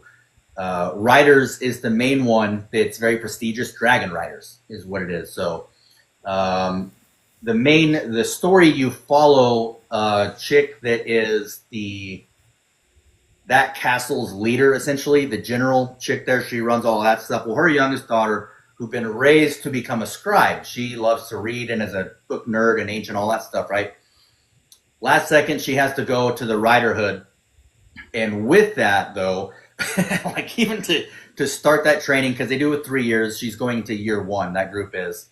To even get over there to start the training, you have to walk across like this 120-foot bridge that's in the clouds, no railing. It's just a footpath, going over, and to where 30% die just on that. Then you get over there to start the training, and because of who she is, the general's daughter, everybody's trying to kill her. So she's getting through every one of these like challenges, to become a dragon rider, escaping death with each one of them. So it's like, this is pretty cool. It's exciting and it's fun. I don't know, man. It's intriguing. It's even got a female narrator, which I normally am not a huge fan of. Just being honest, but it's exciting. I don't know. It's good. I'm really enjoying it. Do you like the Morgan Freeman narrator type? Not necessarily. Of course, who doesn't like Morgan Freeman? I mean, I wish he could put me to sleep every night. But no, most of them are. I don't like to use like the Bourne as an example, but normally it's just the male, and they have to cover different voices, and it's much more intense in certain scenes, when so and so. But this one, it works, man. And I can picture Violet is the main chick's name, and I can picture her. I think I was telling you, Mike, I watched the Netflix show Glow, Gorgeous Ladies of Wrestling. Uh-huh. If anybody's ever watched that, the main chick, Ruth, in it, I picture her as Violet. So it's funny. I see her skinny little ass doing all this different stuff. So I don't know. It's funny. It's entertaining. It's funny you said something about entertaining. Y'all know that black comedian Godfrey? Yeah. So I ran across a clip of his on the Instagram reel today. And it's so funny. He's talking about baseball commentators. And, baseball season's getting ready to kick off here soon enough. And look, the kitty cat's like, what the heck are you doing, Mark? But he did this little skit. And he's like, when you're a baseball commentary, do you gotta sound like a certain way? He goes, Oh, on the outside, ball 3. It's 3-2 here in the bottom of the ninth here. Oh yeah. He goes, do you have to like talk about random stuff like while you're trying to keep us interested in the game? Like, a foul ball almost hit me in the back of the head the other day. Oh, there's a shot to left field. I don't know why, but I got tickled by that. And I was like, what's really funny is like most of those baseball commentators on TV do sound like that. Oh yeah. Commentary is the most fun to do. Like we do a lot of stuff, the podcast and this and that. But I'll tell people. I think I was just telling you the other day, Mike. Like live commentary is my favorite to do. It's the most fun to do by far. So, Mark, if you're going to come down here and actually bowl in the main Sunday Derek Tate Memorial Tournament, you may be one of those ones Dustin's coming up to because we're going to be streaming that whole day and yeah, going to be hearing Dustin for hours on end. So he might be coming up to you going, Mark, so what are you seeing out there on the lanes today? yeah, we'll definitely have you down for a featured lane. For sure. Are the lanes transitioning on you right now? I don't know what that is, but it makes me sound really cool. I forgot. What did you say that was sport or is it recreation? Oh, no, it's going to be house shot. House shot? Yep. Easy peasy. White dot, here I come. Yeah, but I will tell you, though, like I said, max handicap's 35 pins because your boy ain't messing around when it's coming to what? I have a question for Mark. When you say white dot, right, you're referring to your spare ball. Does that mean now it's on house shot? Does that mean because you are going to be throwing that like from out and in straight just on the house shot? Or why do you say white dot? I use it to control the cliff. Okay. All right. I can get right, close my angles down, and if I pull it inside of the oil line, it sits in the pocket, and if I throw it outside, it reacts to the drive. It doesn't overreact, so it'll hook back to the pocket. It usually gives me a lot of room on house conditions.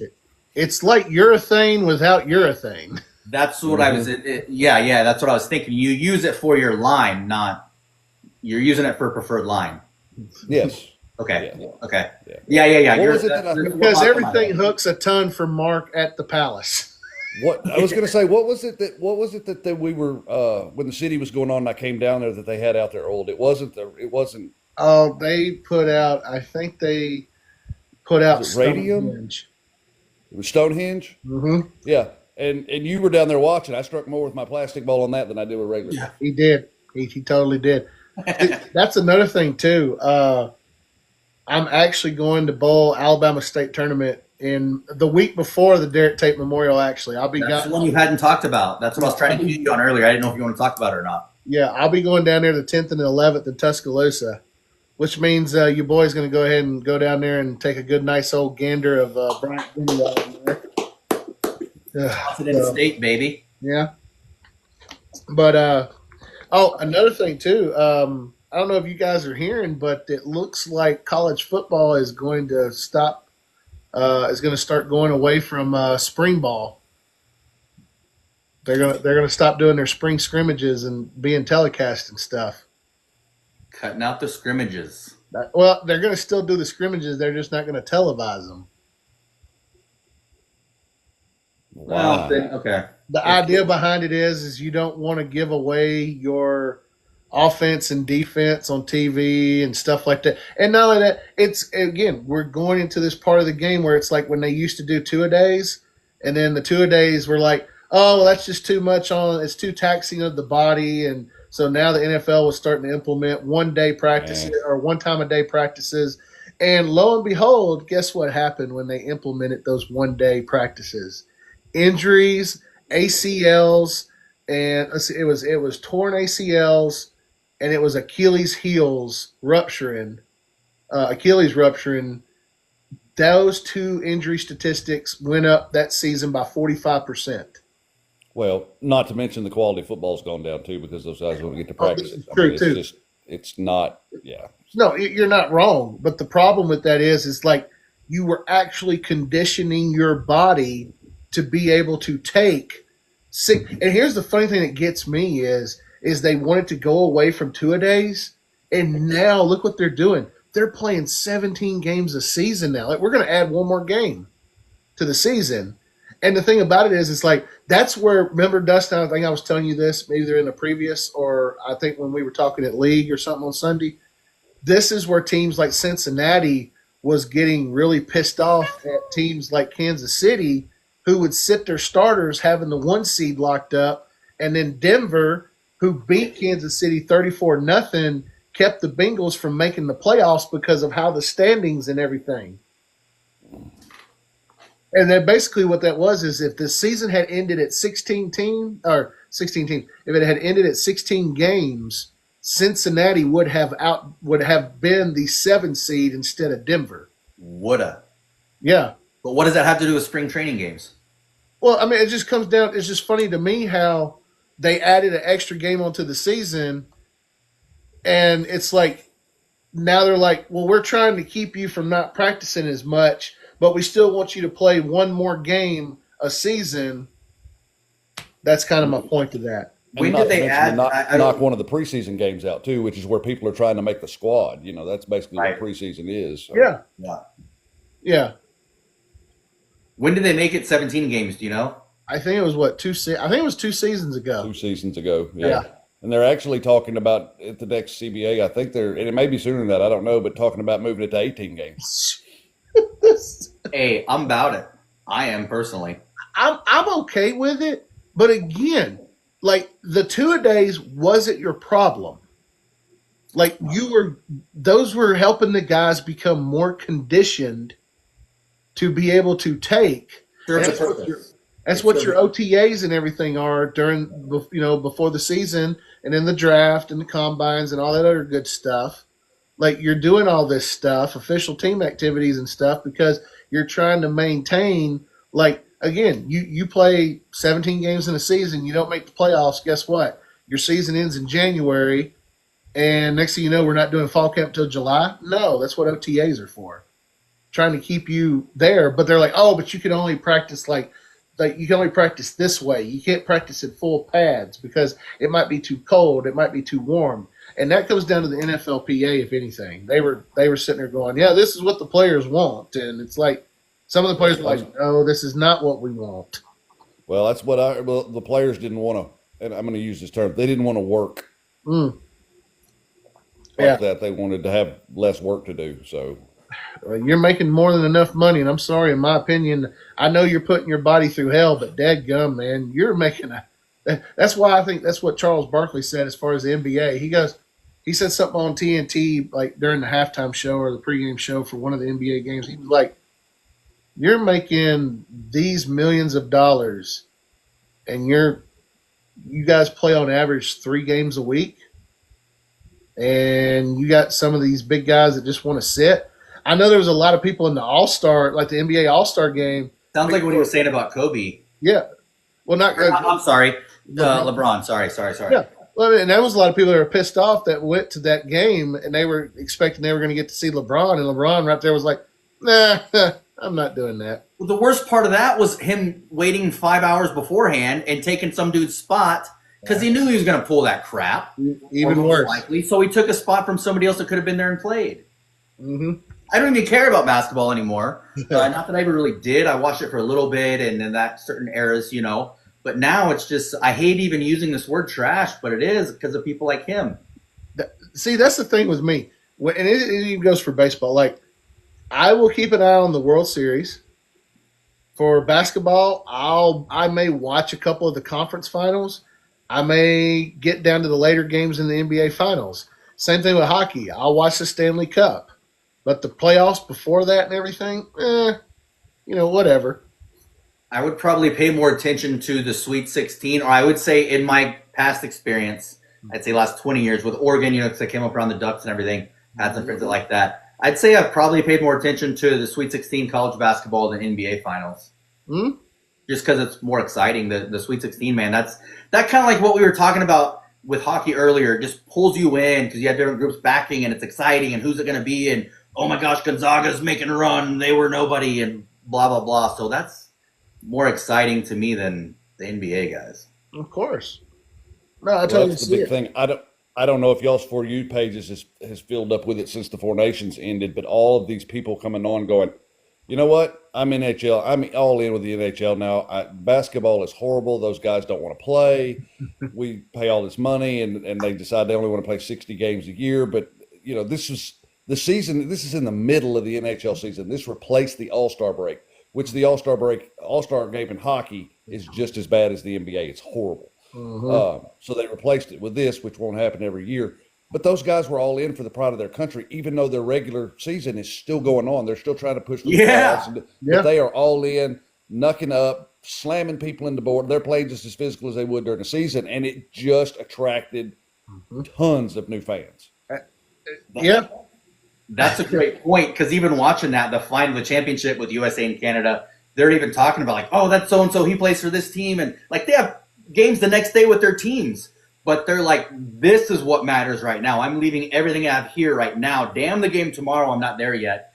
It's all on the line right now. And you don't see that anymore very often. And that's if you paid attention or saw any of the post-game interviews with the players, they were like, this is like the third biggest thing we do next to the Stanley Cup, Stanley Cup playoffs, and a gold medal in the Olympics. This is the third biggest thing we compete for. And he said, we're all in with this. I mean, and you put can see that jersey on. To put my country's jersey on and play for my flag is just an unbelievable experience. So, and that came across on the ice. Like, again, not that I totally agree with you.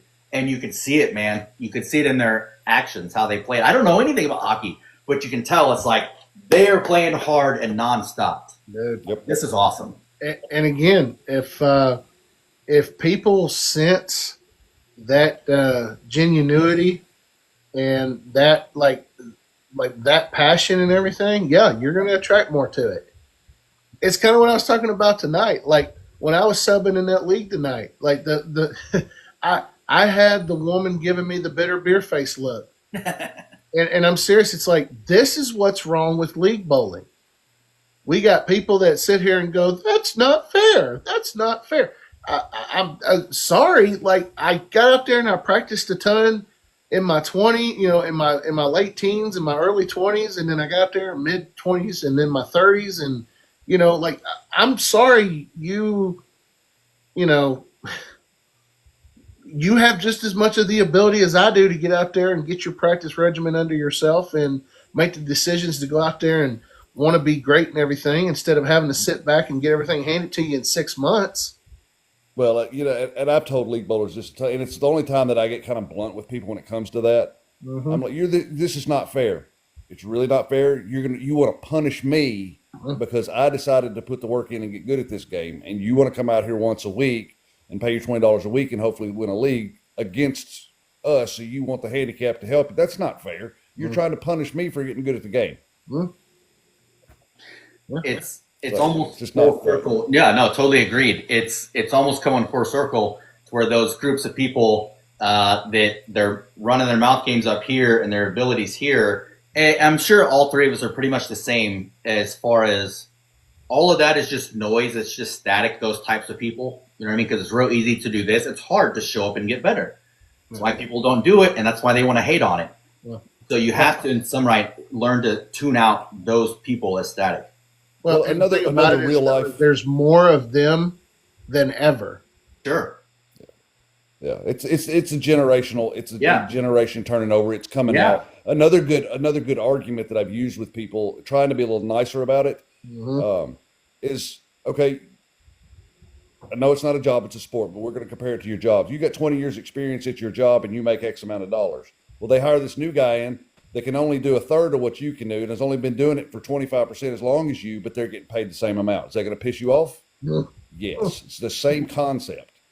I've put in all this work. I've been doing it this long. I should have an advantage. I should be up there. And it's the same thing at your job. If you've got this, you want to get paid what you think you're worth, not have some guy with no experience or very little experience come in and make the same as you. That's not fair. And you know what we say to that? We say, damn. Well, Ron Simmons style. It was a great time to do that, too. I'm just saying. That was good. We're going to clip that. But no, you're not wrong, Mark. That's the thing. I don't. So, funny, like I said, I don't know if you heard me. I think you were coming in and out, getting your stuff situated with us. But finally, the third game, I'm on the front 8, and I finally get like 2 5s from everybody on the other team. It's like, oh, it only took me going front 8 for you guys to hit my hand tonight. Okay, cool. Fantastic. I was going to say that too, talking about her average. I thought of it when you were talking, Mark. A lot of those people, I guess, because I'm in there too, my average is real low right now. It's even embarrassing. I would say I prefer to be about a 160 and higher bowler. It's below 160 right now in my weekly, but I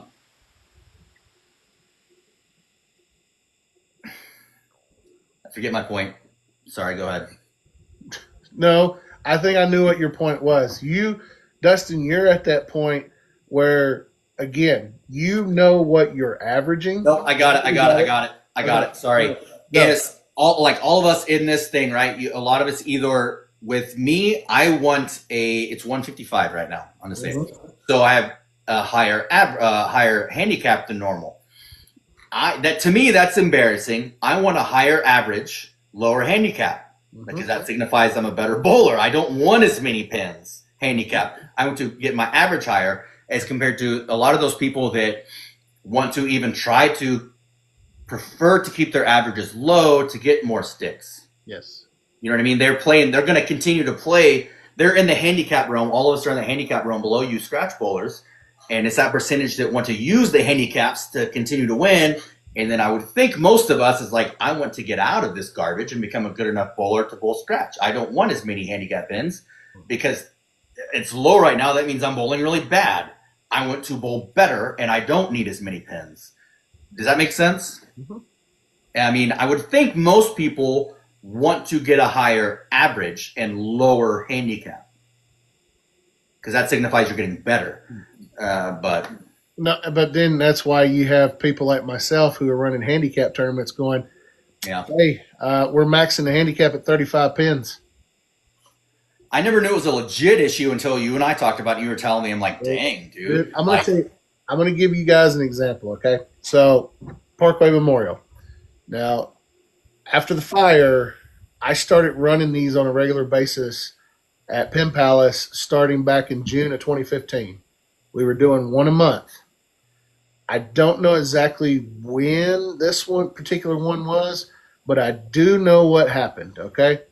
So I'm not going to mention names to protect the innocent, but I am going to say that somebody I knew very well came up to me and was like, you may want to go into this room because there is a bowler who is bragging about the fact that his girlfriend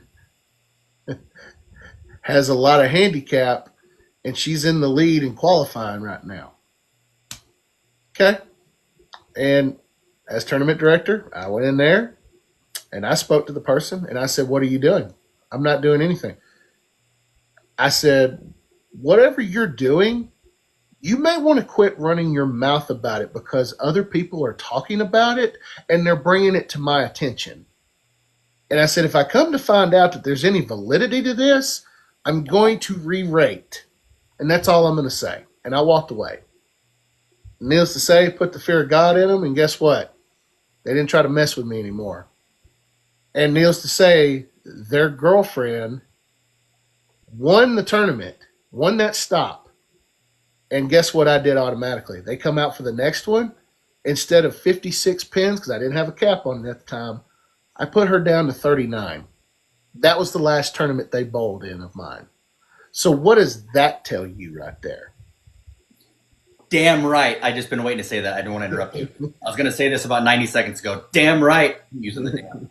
But yeah, it's sad that there's people that are going to try to manipulate like that. No. And I mean, I've seen it. Mark, I'm sure you've seen it and witnessed it in person. That sandbagging is real. Yeah, it is a real thing. Yeah. But here is the $1 million question, guys. What is the best way to police it? Because there's such a great USBC has such a gray area for this. It's a broad gray area. I don't have an answer. I got nothing from my end. Yeah. It's very hard to prove sandbagging, like 100% beyond a shadow of a doubt. So that's why it's so hard to catch people doing it. Yeah. Even though you know what they're doing, you know they're doing it, you just can't prove it to the point that USBC would ever do anything about it. It's just, unfortunately, that's the way that works. Do Yeah. you remember, Mike, back in the day, you've been bowling for a long time. Do you remember NABI, Mm-hmm. National Amateur? That was the Sandbaggers Club. Mm-hmm. Those were guys that would never get over a 200 average, even though they could in their house league. Mm-hmm. So they could bowl in those tournaments with the handicap, and then when they go in, they just blow people away. I mean, it literally was a sandbagging club. That's small sack stuff. I will put it to you like this. Okay, Mike on here he says, like, there is the intent that you want to sandbag, or you can bowl a horrible game or a bad night. Understand this. There are people who have developed their reputations to where it gets across. But like, you know what we've always said, the bowling community is very small. So stuff gets out. You can have a bad game, and you can look at it like this, okay? So I shot 2 weeks ago in my Monday Night League. I shot 580. I was lost. I had no look. I had nothing. Okay? Worst case scenario, I'm averaging 232 at the time. I lost 2 pins off my average. So that right there, people go, wow, Michael went 580. So that's a really bad night for him. Yes. Now, let's look. I think the best way to identify this whole sandbagging thing is you have to look at trends. So like if for 1 week I had a bad night, okay, you got to write that off. Bad sets happen. That's the name of the game. Mark, I think you would attest to that, correct? Yep. Okay. Now, you have to look at trends, okay? Now, what happens if I come in there, okay? What happens if I come in there for another 2 or 3 weeks in a row and I shoot 580 again? When the majority of the league itself is averaging well above average, okay? What do you think the court of public opinion is going to look at when it comes to me? They're going to look at me and think that I'm bagging. Immediately, you have to look at trends. But here's the thing. This is another thing we do in our Monday league. Like when we have won the last 2 quarters of our Monday night league, we're all scratch. So regardless if I have handicap at the end of the league or not, or any of my teammates have handicap at the end of the league or not, we're not. But I'm just saying if we did, we have a rule in the bylaws where we go into the roll-off, and guess what? Whatever quarter we won, whatever our highest average is what we're going in off of. So that way there can be none of this whole, oh, well, so-and-so's team won the first quarter. They were averaging 210, 210, 210. Now here we are 32 weeks later, or 24 weeks later, in a 32-week league. And at the end, they have like 10 or 20 sticks of handicap. That's how we eliminate that, because it's like, guys, you won the quarter bowling like this. So this tells me everything we need to know about you being able to win the league like this. And that minimizes that right there. And they would think sandbagging, but it's just sandbaggers. Sandbaggers have a very consistent, identifiable pattern yes. to tell you that they're sandbagging. Pattern is the word. Yes, you were saying trending, Yes. Mike, but pattern. Yes. Pattern is the word. And most of the time, what you'll see is that regardless of what they're bowling, they're having just even an okay average game, but they've got their point or the team games locked up. Yeah, You'll see the 8th, 9th, and 10th frame. Mm-hmm. Oh, all of a sudden they whiffed a 10 pin. All of a sudden they threw it through the nose and they pulled it really bad and they opened again. You'll see that, and then you'll also see they're bowling maybe an average game, doing whatever. But now at the end, the 8th, 9th, and 10th frame, all of a sudden, oh, I can win my point, and they throw the last 5 in a row just out of nowhere. If you could, and you watch them, if you watch them for the next 2 months, 3 months, whatever, you'll notice that those people do that consistently. That pattern exists in all sandbaggers. Yes. And now you're not Vic, wrong, Mike. You can have. What's up, Mr. Cortez? Yeah. You're not wrong, Mike. Like, yeah, I could have 3 straight bad weeks. It has happened before, but it's like Mark and I just identified. Okay, there are trends, there are patterns, and this is what ruins people like myself as tournament directors. Like I got to a point, and again, I quit running my Parkway Memorials literally 2 months after my dad was diagnosed with stage 4 terminal cancer. But one of the reasons I was already had my dad got diagnosed, not got diagnosed like he did at the time in 2018. I was on my way out the door with handicap tournaments because I'm sick and tired of people coming into the conference room to pay their entry fee, and they are trying to negotiate sticks for me. Like, I don't want to hear it. Like, these are the rules. This is what it is. And guess what? This is what you're going off of. If you don't like it, here's your money back. And that's how I'm going to be this time with the Parkway Memorial. I'm like, guys, this is what your average is. This is what you're going off of. If you don't want to accept it, fantastic. Here's your money back. I don't need this entry. I don't need this headache. I don't need the headache. I got enough other people around here that want to do stuff and everything. That's the problem to me when it comes to bowling and everything. I'm not even going to dignify that with a response, Kyle. Add 100 pins onto that, and you got yourself a deal, my friend, because that's where you're at right now. Yeah. Uh-huh. But I mean, see, that's the thing, though. That's the issue. Like, if you came in and proved everything to me, like you sent me a stand sheet, you gave me your USB-C number, and I see you have a 194 average, I'm going to give you a 194. Yeah, that's what I'm talking about. Like, again, dude, that was like tonight when I subbed on that league. Like, I started off, it's cool. What's really cool, Vic, thank you for the heart me, bro. What's cool about this, the screens and the monitors, Dustin, you know what's so cool about this? Wow. The leagues are, it's linked to where, like, if you know how, like, I have to use A, B, C, D for mine. Yeah.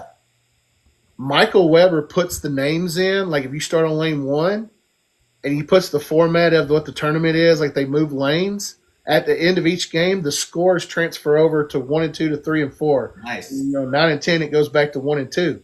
So you can actually put your name up and know which order you're in and all this other stuff.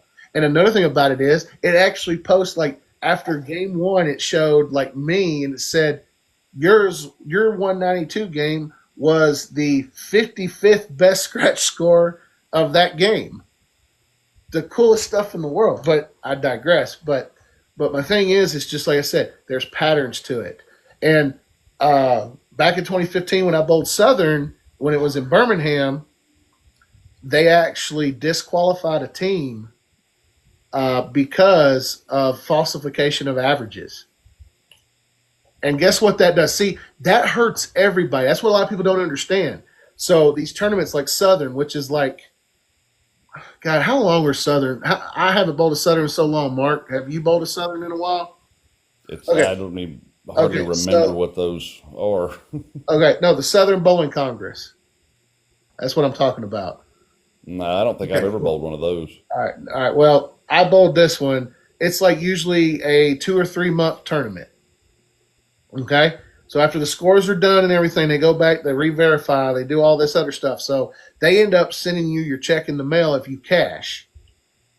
Well, what was supposed to be 2 weeks after the tournament, people get their checks, they get their cash, they get their checks and everything in the mail. This was delayed for 4 months because there was a protest, and then the evidence come down and shown that these people were using averages that were below their skill capability, I think is how it was worded. So guess what happened? They got DQ'd. Then guess what? You got to go back and look it over everything again. We didn't get our checks that year until 5 months past the end of the last week of the tournament. So that essentially that hurts everybody. Yeah. And just smears the sport. Yeah. And that's what I'm talking about. But there again, there's no, and if you try to email USB-C, the rules department, and say, hey, we have this underlying evidence, what is there a rule? And I've done it before, I'm talking from experience. They can't provide you anything. They have nothing in their rule book. They have nothing. And people look at me and they wonder why I don't want to sanction these tournaments. I don't wonder that. I know you don't, but I mean, but there's some people that do, and I get it because it's like, well, what if I shoot at 300? Dude, y'all know what I do with that. I put a plaque together. I give it to the person, and I give it out of my own money. It's like, hey, dude, congratulations. Here's something for it because it's worth it. But at the same time, it's just like, again, you're running in that what I call corporate red tape, and I don't want to do it. That's why Parkway Memorial is not sanctioned. That's why Derek Tate's Memorial Tournament is not sanctioned. Yeah, no, they're going to be by the rule book, but at the same time, I'm not going to have these people go this, and this. Like, I'm making a decision. This is final. You don't have to like it. Bowl the rest of the way out, and then don't show up for the other one anymore because we're going to do this annually. Yep. And you're lucky I'm giving 35 pins max. I really want it to do 25. That's what I was telling him. Only give him 25. That's what I was saying. But he's like, no, we'll do 35. I was like, no, man. Well, we do that on our Monday night league. 35 I'm pins. just talking smack. Oh, I know you are, but still. Like, I just think 3.5 strikes is more than enough. Yeah. We had a kid tonight in league, Mike, that you'd have flipped your. You either flipped your lid or lost your, you know what, or whatever. Now, granted, this kid's not sandbagging. He literally shot his highest game ever tonight. Yeah, was 194. Yeah, but he's on 107 average. He shot over 300 and didn't even shoot 200 scratch because he gets like 115 pins a game. See, and this is the thing, okay? Like, again, we talked about it. We talked about trends, patterns, okay?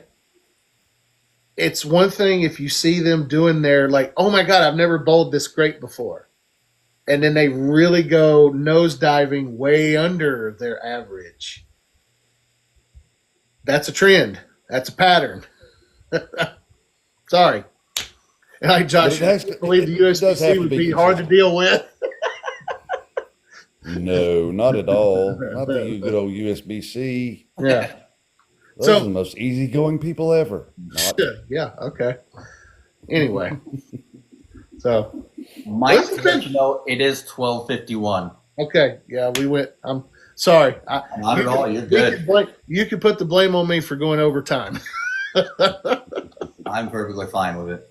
Well, I guess what another thing to talk about here is our next After Dark 2 weeks from tonight, right?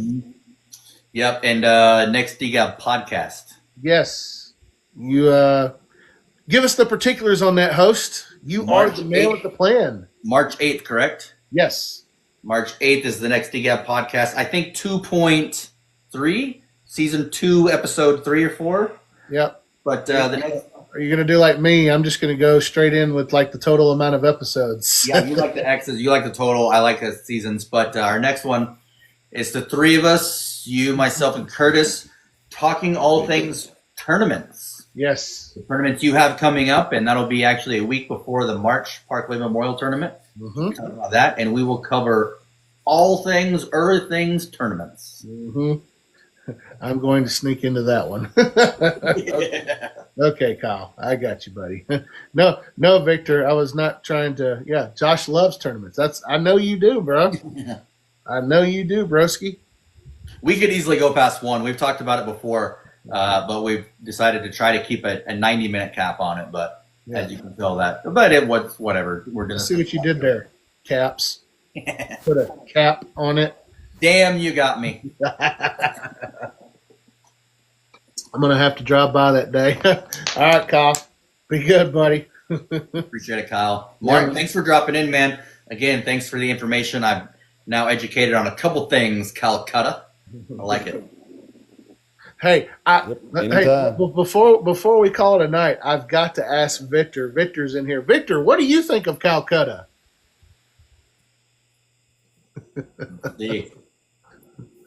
We got to find out what Victor thinks of Calcutta. He does great lives, too. If anybody doesn't know Victor, you did a great Calling All Bowls with him a few weeks ago. Yes. And I've dropped in on some of his lives bowling at League. I really enjoy watching him throw at League because he's mic'd and you can hear him and talking and things like that. So you're doing good, man. I like it.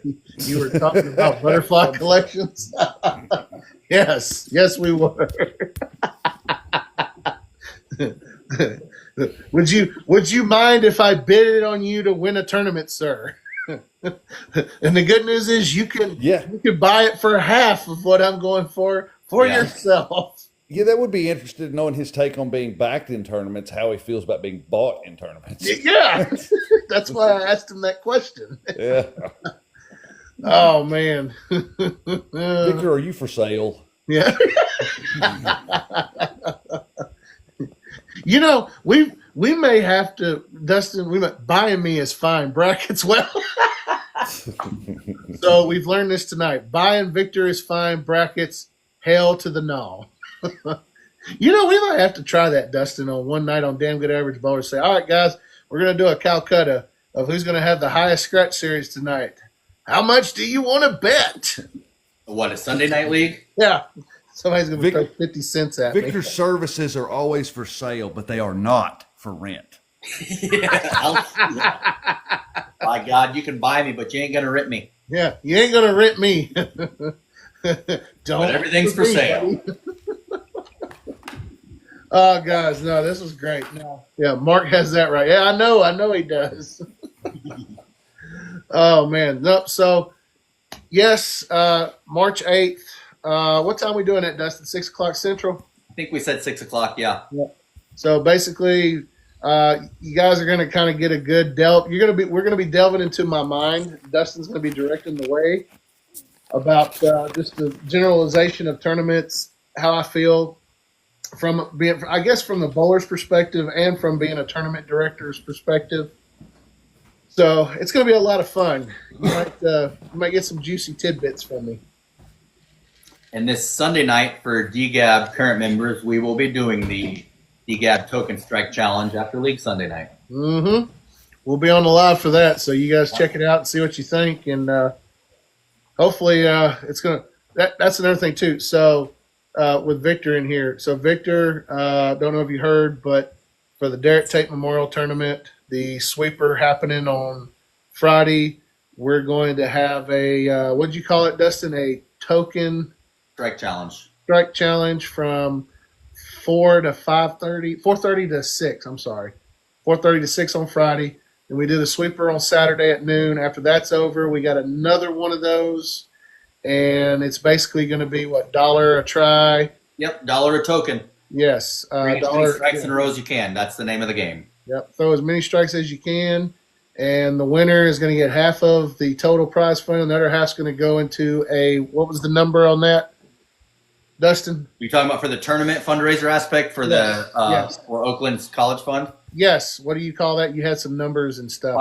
It's a 529. The 529. Yes. Okay. College fund. Yeah. Yeah. So we're going to get that. So, and thanks for We're going to practice that challenge beforehand, so we'll have it honed by the time we get to the Derek Tate Memorial. Mm-hmm. Mike, is it 1:30 on Sunday? Yes. Doors open at 1. Be registered by 1:25, and hopefully we'll start practice at 1:30. Bring $70. Is that all? That's You got all. anything else? You ain't got anything else side that I can get into? 70s baseline. Oh, we'll talk about lots of stuff when we're not live. Brother, Ray tried to run brackets. Dude, Ray tried to run brackets a lot, and then he just looked at me. He said, I'm going to quit running brackets and just come bowl the thing. And I said, come do it, man. $20. Run brackets with $10. You can't run brackets in a 12 to 18 person tournament. You just. I mean, you can. I mean, he's done it before, but I mean, again, I'm just saying, dude, you got to understand. It's a little different here in town, which I think you understood that when you came here for the city tournament. I think you got a good dose of that. And that's all I'm going to say. That's my nice way of saying things. So. That's a good quote. Yes, thank you. Thank you. Wait. Damn. I guess we're going to have to start this. We're going to have to make a meme with Ron Simmons. That's right. Damn. Oh my God, we're gonna have this podcast is gonna grow to the point where we will have a soundboard one day, folks. I need one for sure. If anything, I'll get myself one before too long. Right. Or I'll just start getting random little things and make my own, not even an actual board. Yeah, it's happening. All right. Well, y'all, we had a show where, like I said, Curtis was going to come on here. And we were going to talk about a couple other things, but I guess 2 weeks from tonight we'll be able to do that, and hopefully.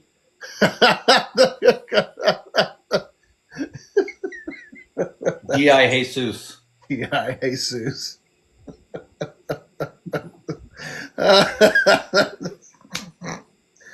Oh my goodness gracious!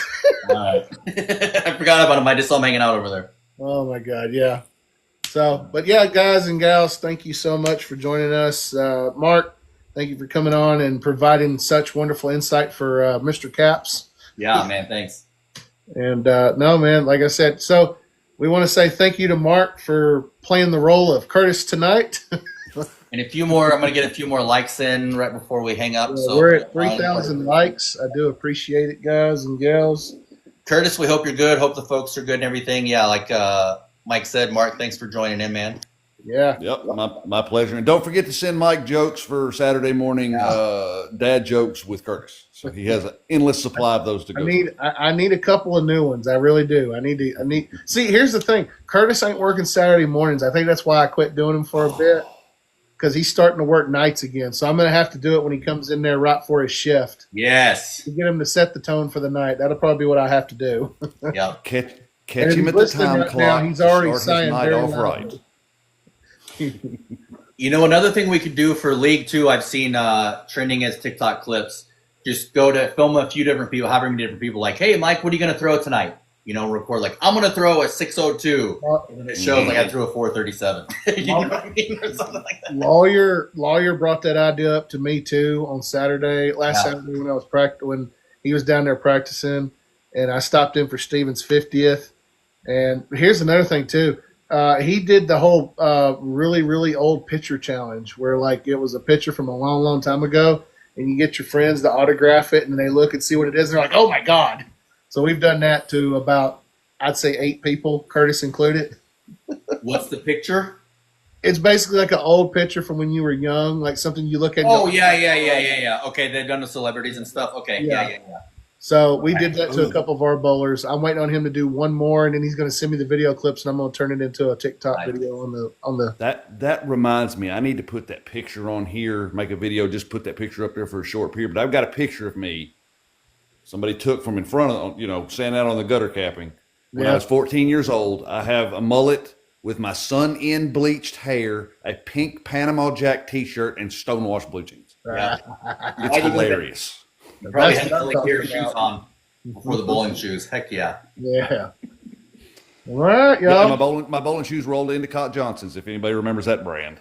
Oh, good God almighty. Boy, you hit it right there, brother. Well, all right, yeah, I think that's all we got. And I appreciate you guys, Dustin, Mark. Thanks for sitting in tonight. And like I said, we'll be back with Damn Good After Dark episode 5 in 2 weeks. And let's see. I think that is, I don't know the date, but you'll see it posted in my story when it's all said and done. Yep. I don't remember for After Dark offhand, but next DGAB podcast March 8th. And then this Sunday live, we'll have the DGAB token strike challenge. So yeah, live's coming up, baby. Yeah. So y'all stay tuned. Guys, you have a wonderful evening. Appreciate it. Good night. All right. Catch you on the flippity flip. There it is. Thanks, boys. Thanks, everybody.